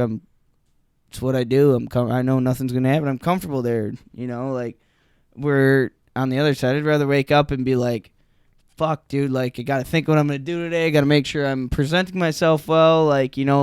Today's bringing on new challenges. That's exciting. This is, it's so real. This is, everyday life for, I feel like me, for sure. For a lot of people, I do get, it's like coming home from work and, say I have a long day on Monday, and, to me, it's like, oh, today, so I'm just going to be sit on my couch and fucking smoke weed for the rest of the night, because that's, it puts me in my good place. I'm comfortable doing that, where it's like, maybe just you had a bad day, go take a hike or something, or go and fucking do something new to get your mind a little more fucking out there than just your normal shit. I don't know. Yeah. I agree completely. I don't know shit about fuck, but yeah, I don't think any of us. Nobody knows shit about fuck. That's the thing. I like that one. But yeah, it's like, and it almost gets you, and you don't even know it's got you. Yeah, it's yeah, because comfort doesn't start off as you don't realize that. We all want to live comfortably, in the sense we don't want to be cold when we go to bed, Yeah. so it's oh, you work a job because you want trying to make a little bit more money so you can go on a trip maybe, or you want to you want to travel, or you want to buy something new that is out of your comfort zone. You want to learn how to do something, but then you, in trying to find something new and in trying to do things to get you out of your comfort zone, you fall into a comfort zone, and then you almost you don't realize it, and then once that thing that you've been working towards has been accomplished, or you traveled to that place, you come back and you're just like, well, that would, and then you start either planning a new trip, or you start looking for something new to buy, or and even in that is like, I mean, you could go on and on with what comfort is. So to like, I get it, but at the same time, like, what, should we all just be living in the woods and like not be comfortable? I guess it just depends. I guess what you dream about. For Carl, it's going out into the woods. That's what gets him excited. Oh no, I don't mean that in the sense of Carl too. Well, yeah. I just meant like to be uncomfortable. Like, should we all be like huddled and like wearing cloths? Yeah. But yeah, that's all I meant by. You know, maybe there's somebody out in the woods who is super comfortable. Is like, you know, but maybe I want to try out the city life. You know, I shit in the same hole every day. I want to shit. I am tired of wiping my ass with I want to know what a bidet. I've heard about them, but I don't want anything going near my asshole. Sounds wild. Water going up your butt. Yeah, like sounds kind of comfortable. Yeah, but that's so true. It's pretty uncomfortable thinking about it. So it comes down to the person. You know what they do in their comfort zone, and what they need to do to break out, or what they want, what excites them. I don't know. Do you think there's like a point? Because I like when you're kind of living an uncomfortable life, and then it starts to get comfortable. Like, do you ever? I wonder, like, when that point, like, if you can tell, like, if something happens in your life and you go, oh shit, I'm caught up in like this comfort spiral right now, right? Or circle, you know, like maybe it's. I mean, at that point, I feel like, you know, it really just depends of like, you know, do you still feel the need that you need more in your life, or are you like comfortable, or are you like content, like where you just like, you know, like I'm ready to just relax, like that. The relaxing excites me. Yeah, like, and you know, maybe after a while, then you get, you know, whatever. Then you're like, oh, okay, now it's time for something more exciting. But it's just a matter of realizing like I want something else, and then I need to break out of my comfort zone to do that, or realize that maybe it's time to just relax. I like that the comfort and content thing is a very comfort. Yeah, I feel like tough line. But comfort like, can be a blessing or a curse. I feel like. I mean, like, comfort can be a really good thing. You know, like, because you could be content being uncomfortable. Yeah. You could be like, I like. I don't know, living in a van. Not gonna know what I'm gonna do tomorrow. Yeah. Like I don't know what I need a- to do to survive. You know. Yeah. But like, comfort and content, I think those are two, you know, words that go hand in hand, but are two different things at the same time. Fuck yeah. I mean, I hate being content. I don't fucking know. Probably Carl's a train wreck. Probably because I'm No, but I hate being content. Probably because I'm uncomfortable. I don't fucking know. You know, like, goddamn, I like to keep moving. Well, you're just not there yet. You're not ready to be content. You want to be out there doing new shit. See, you know where comfort is a halt for me is like, I've always dreamed of, or not dreamed, but I've always wanted to move away, live elsewhere, you know, just really fucking do my own thing, away from everybody. But I'm hesitant because I'm comfortable with my family around, my friends and my family, and the people I see every day makes me comfortable. Like, I like having that support. But at the same time, it's like, well, at some point you got to just say fuck it and, you know, like, get the fuck, you know, like, fucking be uncomfortable and get out of here. Yeah. And, you know, like, but that comfort has always held me back, where it's like, you know, I don't want to leave and not see my nieces and soon to be nephew grow up, and, you know, not be able to be there for them and not see my parents. And it's like, well, I've been comfortable for 25 years hanging out with my fucking family, like, at one point you have to fucking get uncomfortable to move away to find I don't know, I guess a different comfort somewhere else. Maybe we're not actually comfortable, because like we are, right? Like, but I don't think any. I mean, my ass kind of hurts in this chair. There's like two different ways to look at Because- it, really, because like you said before, you could be comfortable, like, and still be like excited every day when you're doing new stuff. Like that's where you're comfortable. Like, I don't know. Well, yeah, I was like, the last sentence is what made me say that, is like, the comfort zone is where dreams go to die. Yeah. And I don't think, I mean, I don't, like, to me, that ending is almost saying, like, you just, like, because we still want to do things. It's not like we're so comfortable that we're just like, I'm kind of done with, like, trying. Yeah. But I get, What this quote is, trying to say is that like, yeah. But is that like, if you do have those dreams, Right. if you do want to experience more, but you're too comfortable to break out of it or whatever. But you have to have some comfort, I feel like, in achieving the dreams. I mean, you Right. can't constantly be. I mean, you can. I don't know. That was just that last sentence really threw me with the Yeah. dreams thing, because Yeah. it's like, well, It's a horse yeah, apiece. yeah, no, it It's a just it horse made me apiece. stop and think. Is like, maybe we're not giving ourselves enough credit, is kind of what I was getting Yeah. at. Okay. Yeah. Like, maybe we're selling ourselves too short and saying, we are just such comfort sluts that, we're just like, our dreams are dying and we're pieces of shit because we Yeah. just like sitting and watching TV and eating I'm food. comfortable thinking about my dreams and just being comfortable Yeah. where I'm at, But but that's as far as it goes. I feel like that's what it's kind of saying, where it's like I'm comfortable right now, but like You want more. I Exactly. want more, and I don't think my comfort's gonna hold me back from that. Right. Right. I don't know. So, I think I think this quote is for the weak-minded. this quote is for the weak-minded. The people who are a little bit too comfortable.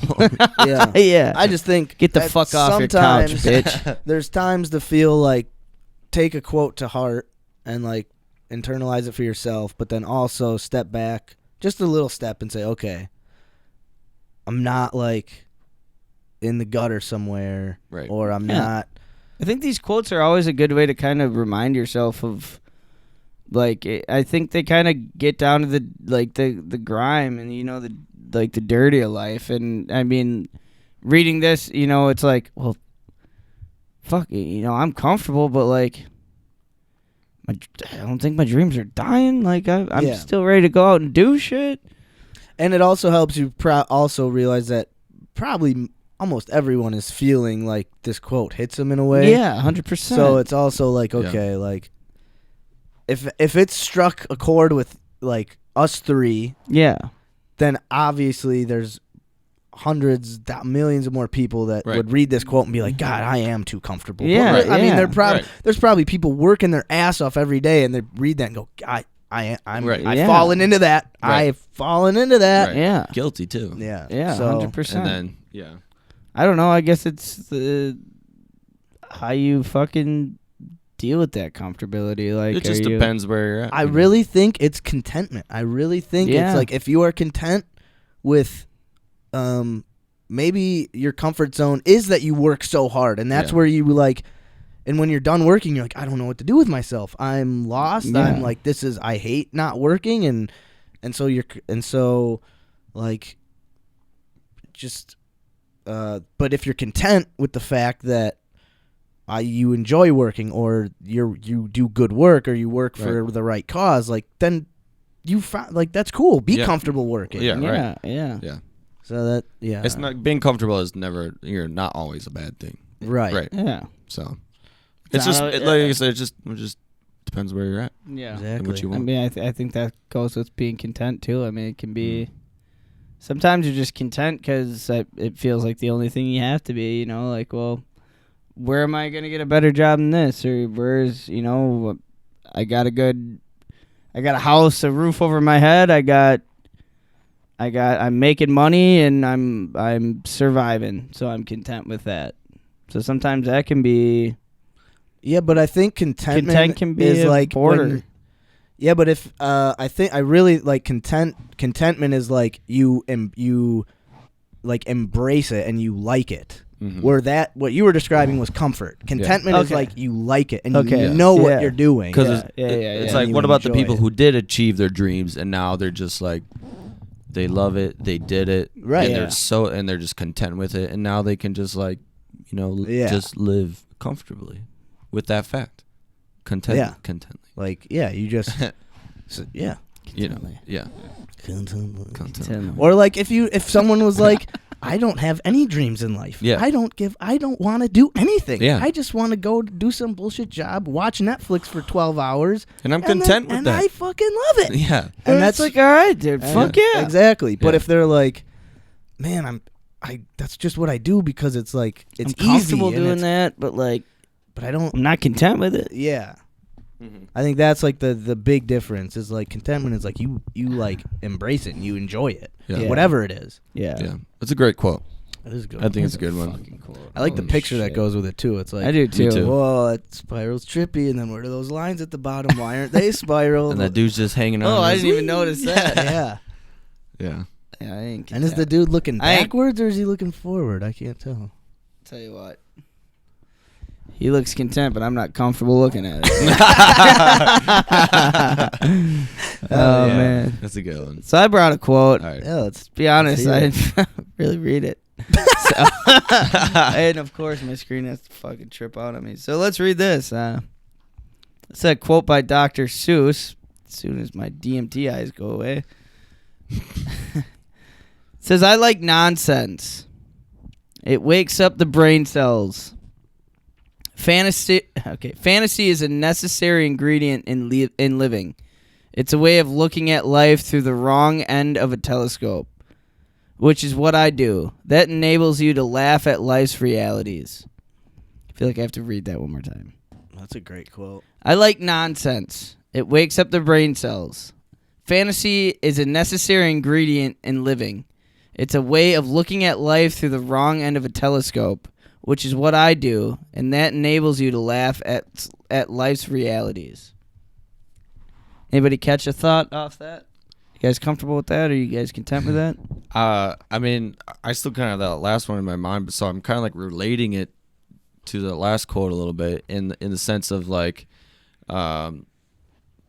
just doing nonsense every once in a while. Just do something wild and like different. You know what I mean? Like again, I don't want to necessarily go back to the last quote, but just doing something you don't normally do, and like just take off somewhere, and, like, look at nonsense, and you end up looking back, and you're just like, you're just looking like this is like life is fun, like life is supposed to be crazy or whatever. Yeah. I don't know. And even if you don't, I mean, I feel like a lot of part of this is saying like even if maybe you're not necessarily doing this, but not necessarily doing it at the moment, but you're fantasizing about doing something. It wakes you up a little bit. Say you're working, you're comfortable working this or living this, just this routine life. Mm-hmm. But you come home from doing whatever you're doing, and you fantasize about this dream you have about traveling the world or having a big family or fantasize about playing on a big ass stage with my guitar. Exactly. And Or that being makes a me kid. excited. Like I think a lot of this, even though I don't do it, I love it.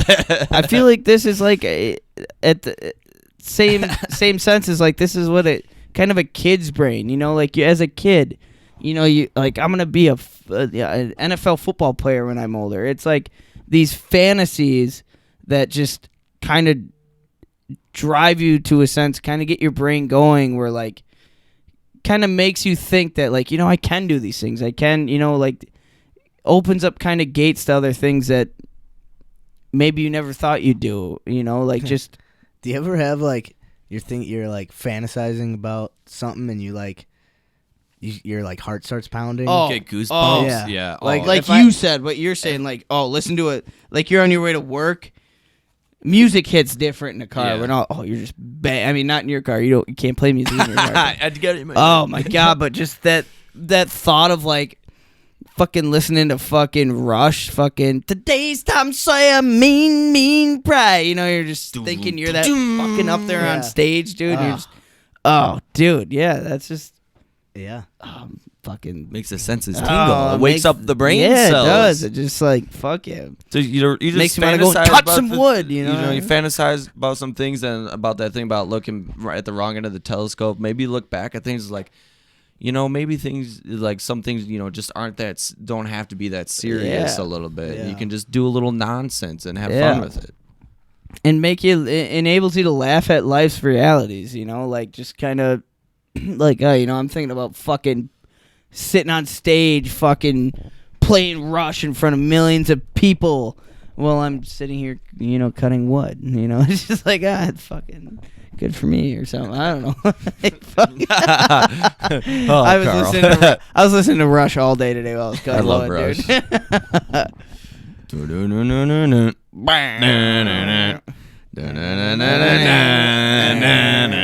Sometimes you just want to slap at a bass, man. Yeah, man. Yeah, Yes, man. slap at a bass, man. Yeah, I feel like those two quotes go hand in hand pretty well.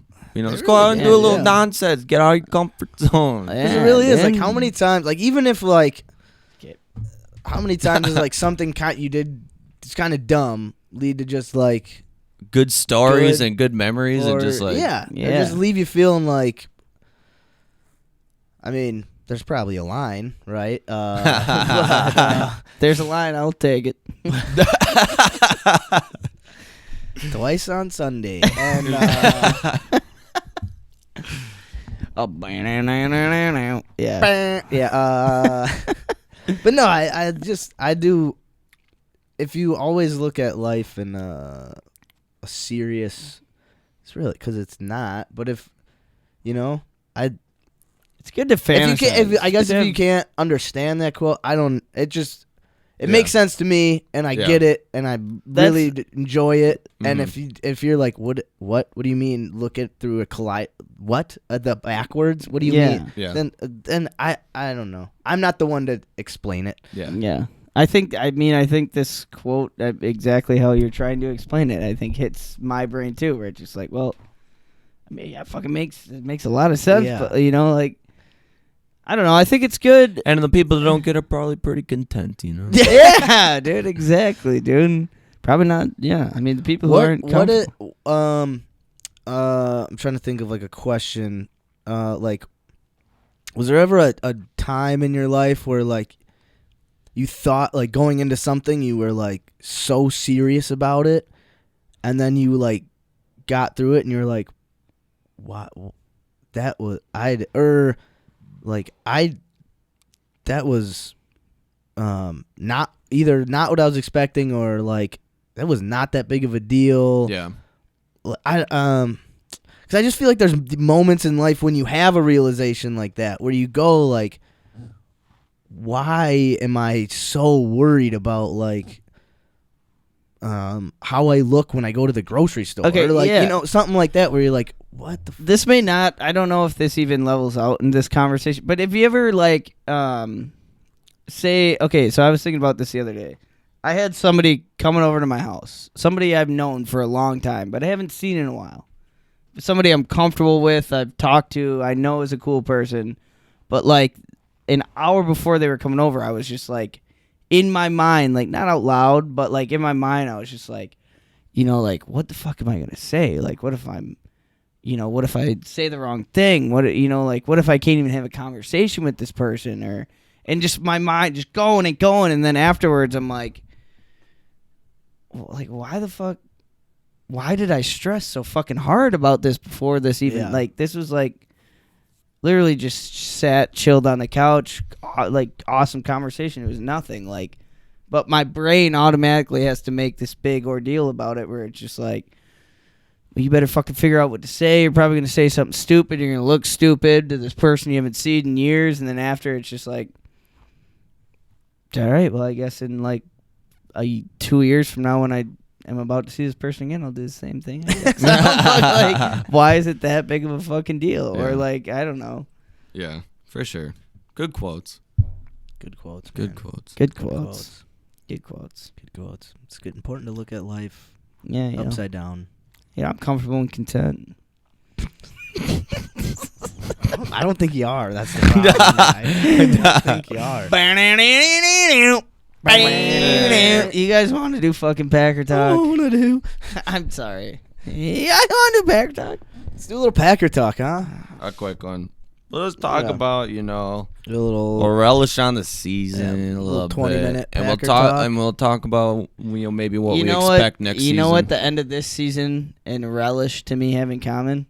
I hate fucking both of them. So, ladies and gentlemen, this is episode 49.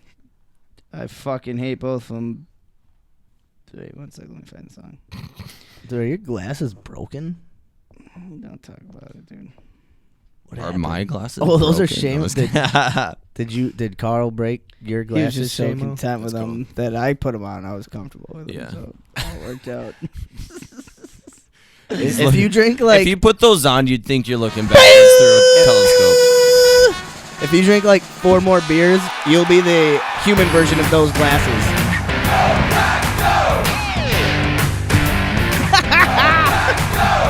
Bitch ass. Hey. Ooh. TV. Fuck you. Ah, fuck it. I Go just- Pack. So mad about the pack, he's breaking the stew. I forgot how terrible. Yeah, those were bad. Oh, man. So, the Packers season ended. The 2021-22 season came to an end with a 10-13 loss to the San Francisco 49ers in the divisional playoff round. Ouch. Carl and I were both at the game, and Took a little bit of the wind out of the sails, as they would say. it didn't just take the wind out of the sails. It took the boat right out of the ocean, you know? Yeah, that Just boat sitting there sunk. floating, Yeah, drowning, sunk. slowly sinking to the bottom. Yeah, that's bottom. It was I have so a football game has a lot of ups and downs, you know. A lot of your team does great, then the defense sucks, and that game was like a consistent high Yeah. of every single fan in the stadium. Packer fan was like, "Jeez."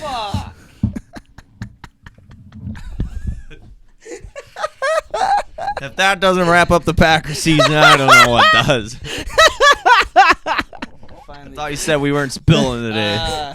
Oh, that's 2 Packer Talk segments in a row. Carl has spilt the beer. We're going to go for the hat trick next week, folks. Tune into episode 50. Hey, can you pass me that Packer towel? Did I spill one last week? Yeah, right on.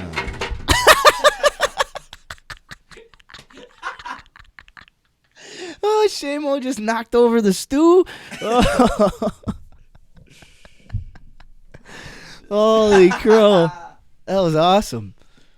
Let's talk Packers, dude. So I've never been to a game where it was like consistent. Everyone was up.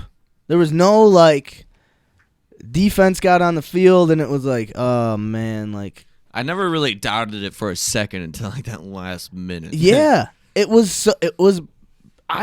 You're watching the game and like the defense is playing so well that you're just like, okay, the offense is obviously going to get it together. Right. Yeah. And we're going to find out a way to score. We just need we need one more touchdown and we got this. Right.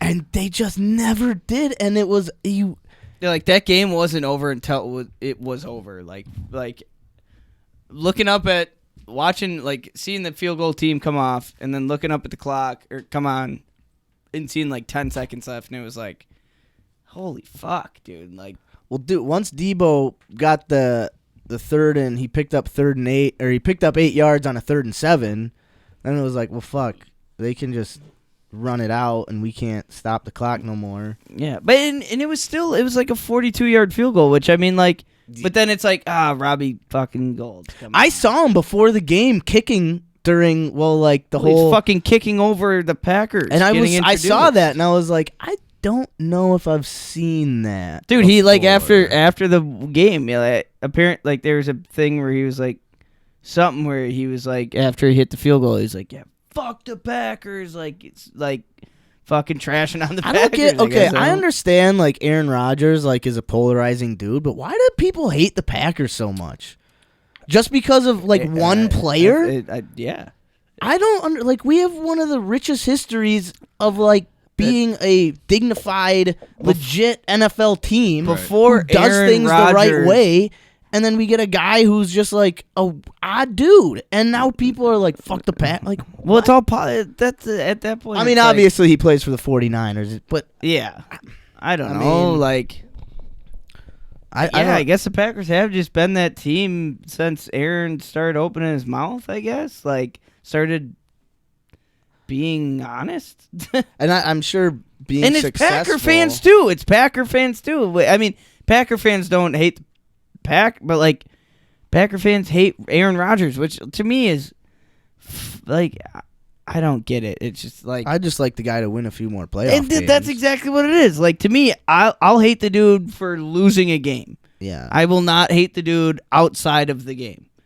Like you fuck up, like you lose a game for us, yeah, fuck you, motherfucker. Like I'll hate you for that day. So Shane, you were luckily for you not at the game. At the bowl. You're at the bowl. What was it like?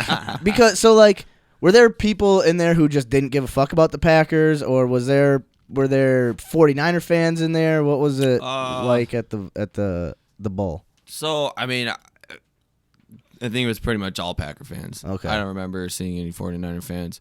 Obviously, the majority of people were pretty disappointed. You know, there's some people that, you know, aren't really super into football.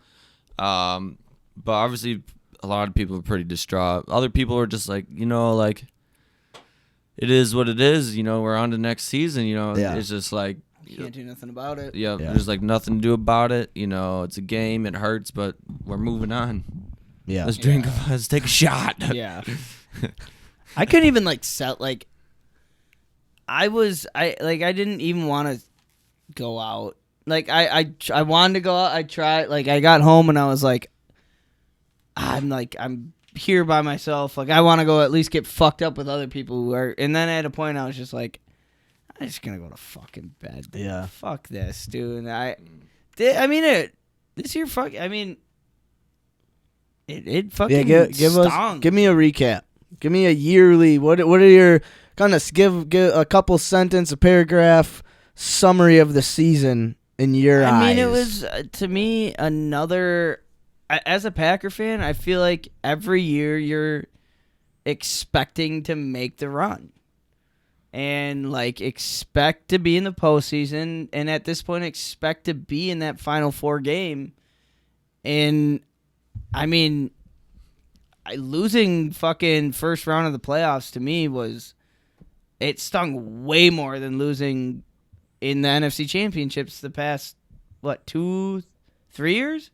2 years. 2 years, yeah. Just because of I think everything. I think the way our team was formatted this year, like for the first time I looked at the Packers and I was like, we are fucking well-rounded. We're well-rounded. Mm-hmm. It's like, you know, we played. I think what sucked the most is how fucking phenomenal our fucking second team played. You know, we had so many starters out, and especially on our O-line. Like, we had people step up and fucking dominate, dude. And we had dudes on the defense who just everybody. It seemed like this year, like, everybody was fucking doing it, given there was no slack. You know, if we had a starter out, the second guy came up and we played our asses off. And I think just with the turmoil with Rodgers and just kind of everything adding up to the season, just where we were was like, to me, and maybe this is like a selfish thought, I was just like, I wanted to win so bad just to fucking look at everybody and just be like, fuck you, motherfuckers. Like, you know, like you fucking judged us so much, judged Rodgers, judged everything.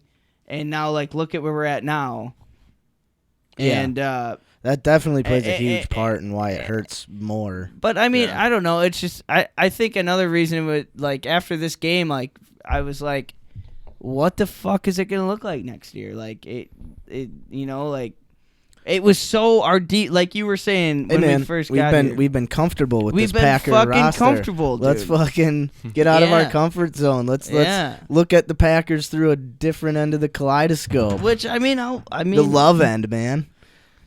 Hey, dude. I think that might be the ass end. The shitty part about it is if it's the ass end, well, I'm fucking wearing the ass cap, dude. I'm a Yeah. fan of it. No, it doesn't matter where it goes. I'm like, right there with you. I I don't want it to be over. I hope we can keep Rodgers and some core guys. And It's like having sex for 3 years straight, and right as you're about to come, you just don't come, and then it's just like... yeah, it is like having blue balls for 3 Yes, straight years. That's what it's like, dude. And, Yeah.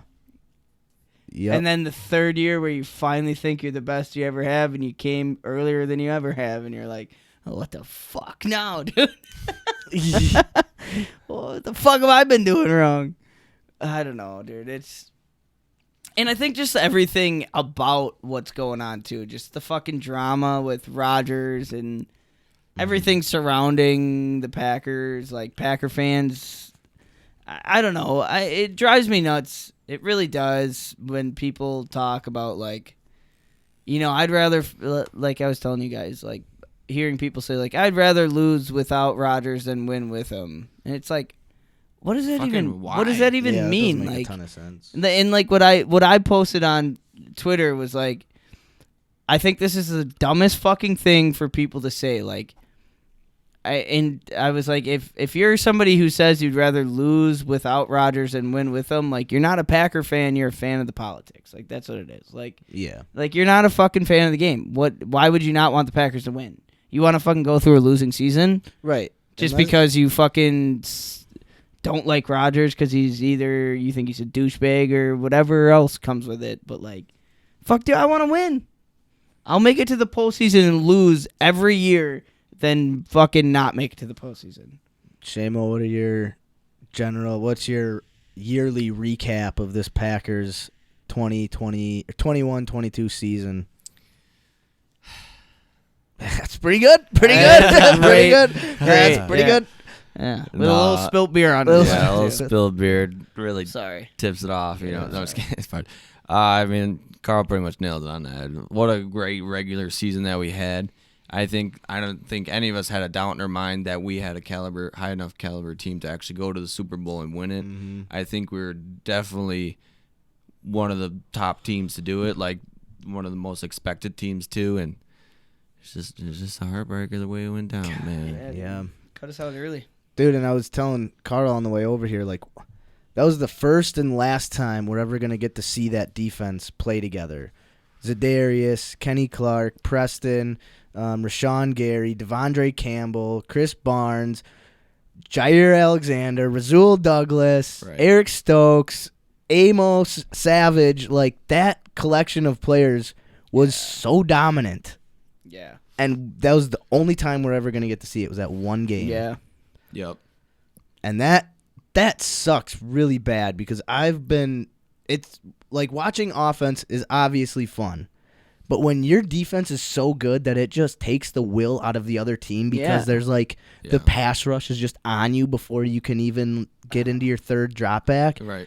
That is so much fun as a fan. That's what gives you hope, dude. When teams can't score on you, or like when Za'Darius for the one time, like in a long time, we weren't just relying on our offense. You know what I mean? When Za'Darius got that sack, it was the first third down of the literally. game. Yeah. I was like, game over. Fuck We've got Let's this. Me go. too. Let's fucking go. If he's back, and then Rashawn was getting sacks, I was like, this is done. Like, we should have.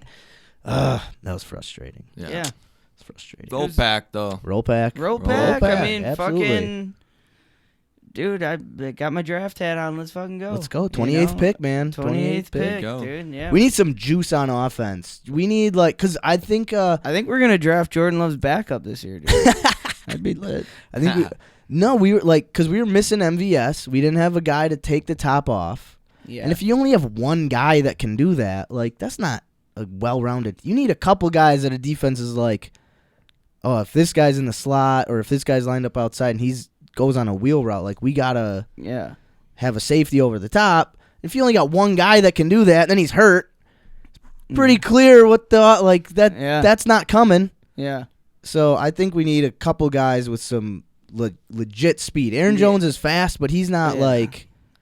And MVS showed up this year. I mean, like he did. Yeah, when he was healthy, he played well. He played fucking good. I think we can get MVS back. Yeah. Because he was hurt, so like I don't think. I think Devontae's going to be our first signing. That's probably the first person we're going to throw a contract at. Oh yeah, it's going to be so interesting to see, and hopefully, like Roger said, like it'll happen sooner than it did last year, and we can get some clarity on the year. And I had a list of, and I'm sure you know, everybody who was up. I mean, dude, it's a fucking shit. It's a list, people, man. Dude. It's a list. I don't have it, but yeah, holy fuck, is it a shit list of people, dude? I mean, it's at the same time, gonna miss like the security you feel with having Devontae if Devontae's not back. But it's also exciting. It's a time for someone else to step up. Like, dude, it still pisses me off Yosh wasn't our starting left tackle in that game. Yeah, dude. He stepped up and played so well all season. Yeah, dude, yeah. He might not have been perfect. He might not have been a Pro Bowler. He might not have been PFF top 15 tackle, but he was legit. He deserved to start in that game. Billy Turner did not deserve to start at left tackle. No, fuck no. He did not. I don't understand why. He just didn't deserve it. No. And Yosh played Joey or Nick, whatever, Bosa dude. and played him pretty well. Yeah, dude. He already showed that he played the all guy. year. He played all year. That's probably the thing that makes me angry most about that game is that the players literally showed you and proved to you all season that they can play, or that at least this one player, and then you just completely. You think there was a reason behind it, or I don't. Just the fucking. I mean, maybe Yosh was hurt a little. Maybe he was dinged up, and we didn't know about it, and they thought Billy was the better. It's like option. it sucked not seeing Bakhtiari come out this game, but like obviously, to me, right away not seeing him out was like. Do you think that's why they had the offense or the defense? Oh no, because we knew before the game. Yeah. Because I was like, because fans would have been hyped to see Bakhtiari come out of the tunnel. Yeah. I mean, I was hyped to see Z come out. Dude, me too. Fuck yeah, dude. That was cool. That was actually cool. Yeah. But I don't know, man. I mean, it gets so tiring being so hopeful every year, but at least we're in it. At least we're in the talk every year. At least we're in the talk, and I do feel I think we have a good. I used to think LaFleur was a great head coach. I'm kind of easing back on him a little bit, and I'm like, all right, I got to see it more. Yeah, and I respect that. But I like LaFleur. I would never. like LaFleur. I think he has to earn his stripes. But he's made some decisions that I obviously I know nothing about NFL football, but from a guy watching it, some things that I'm like, I don't get it. I don't understand it. Yeah. And it clearly didn't pan out. So, who's right and who's wrong there. But but I think Gutekunst is a good GM, and I think we've got our team isn't. We're not going to turn into the old Bengals where we stop, paying for nice facilities and we stop making this like a respected Maybe we should. organization. I mean, but now they're starting to do that. Now they actually have. I'm not gonna. I mean, I'm on the Bengals wagon for this one. I'd like to see the Bengals win. But I hope Jamar Chase has like 300 yards. Oh, dude. Well, actually, I don't. And I fuck with Joey Burrow because I need. Oh yeah, you have playoff fantasy. Yeah, huh? I got playoff fantasy. I need Tyreek Hill to have like 700 yards. Oh shit. No, but dude, Joey Burrow. Did you hear during that game for a good while his headset and his helmet went off? Joey Burrow was just calling plays. God, what a G, man. What a fucking G. Jesus. And their fucking kicker, who looks like he's 10 years old, was just right before going out smacking a 52-yarder. And they had, he's like the first quarterback to win a game that's had 9 sacks. They sacked him 9 times, and he still won. Yeah, they're fucking him up. He's just a G. God. What if Aaron Rodgers for Joey Burrow? I mean, dude, you can't go against. I'm in. Rodgers. Are you? Oh yeah. I mean, longevity. Longevity. Is that a word? Longevity. Fuck it. Too close. I'm not laughing. Longevity. Trust me, I'm not laughing at you. I'm just laughing. No, I'm laughing at me. That's a kinda was. funny word Yeah, to say. That's kind of Jarity. Fuck it, yeah, dude. Joey Burrow, longevity, dude. Longevity. Longevity. Oh, that's what I was going for. Yeah. I haven't spelled the word right. People don't expect shit out of me, so fuck it. Rodgers for Herbert. No, fuck no. Hell no. You don't like Herbie? I'd do No, it. fuck that. I'd do it. I wouldn't. I mean, I wouldn't want to I trade ain't fucking Rodgers away. trading Raji I'd do it. until he has a season Get that's out of your not. comfort zone. Do it. Do it. I'm Do it. I'm do con- it. I'm do con- it. Do it. I'm Do it. content with Do it. Rodgers, my friend. Do it. I am content Do with it. Rodgers. Do it. Do it. You think Do it. Rodgers is Do gonna it. win the MVP this year? Yeah, I think he already did. Did he? I think like it. Well, because they already voted. Like votes Oh. have been cast like a while ago. So you're gonna So- trade the MVP?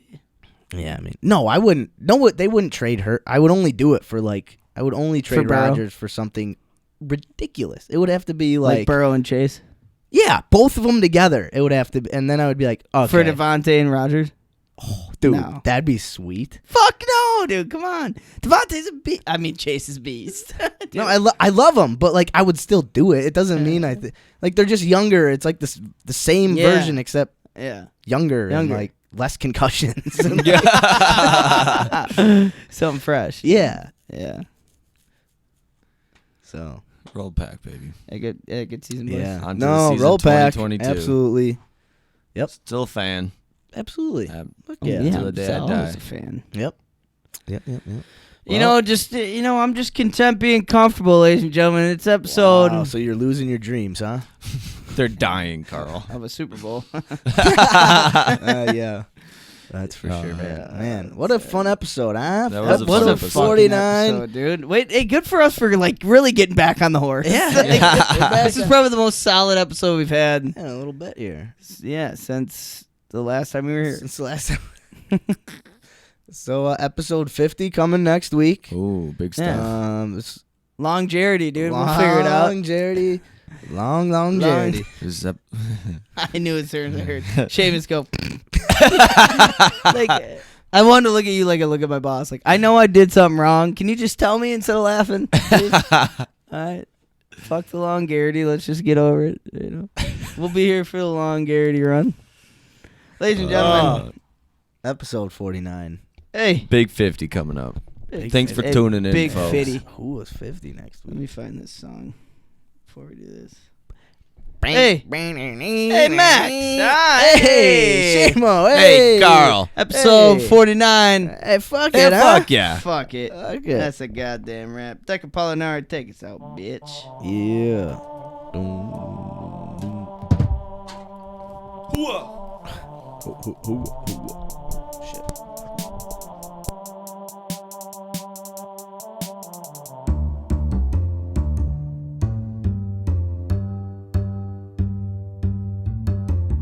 Thank you for tuning in. I know your time is valuable. There's thousands of other podcasts that you could have settled for, but now you're just vibing with two goofy dudes from Wisconsin who like to discuss their problems and figure out ways to solve them, and challenge the listeners to get up out of their comfort zone. Try some shit they ain't done before. This is Hold Us Accountable.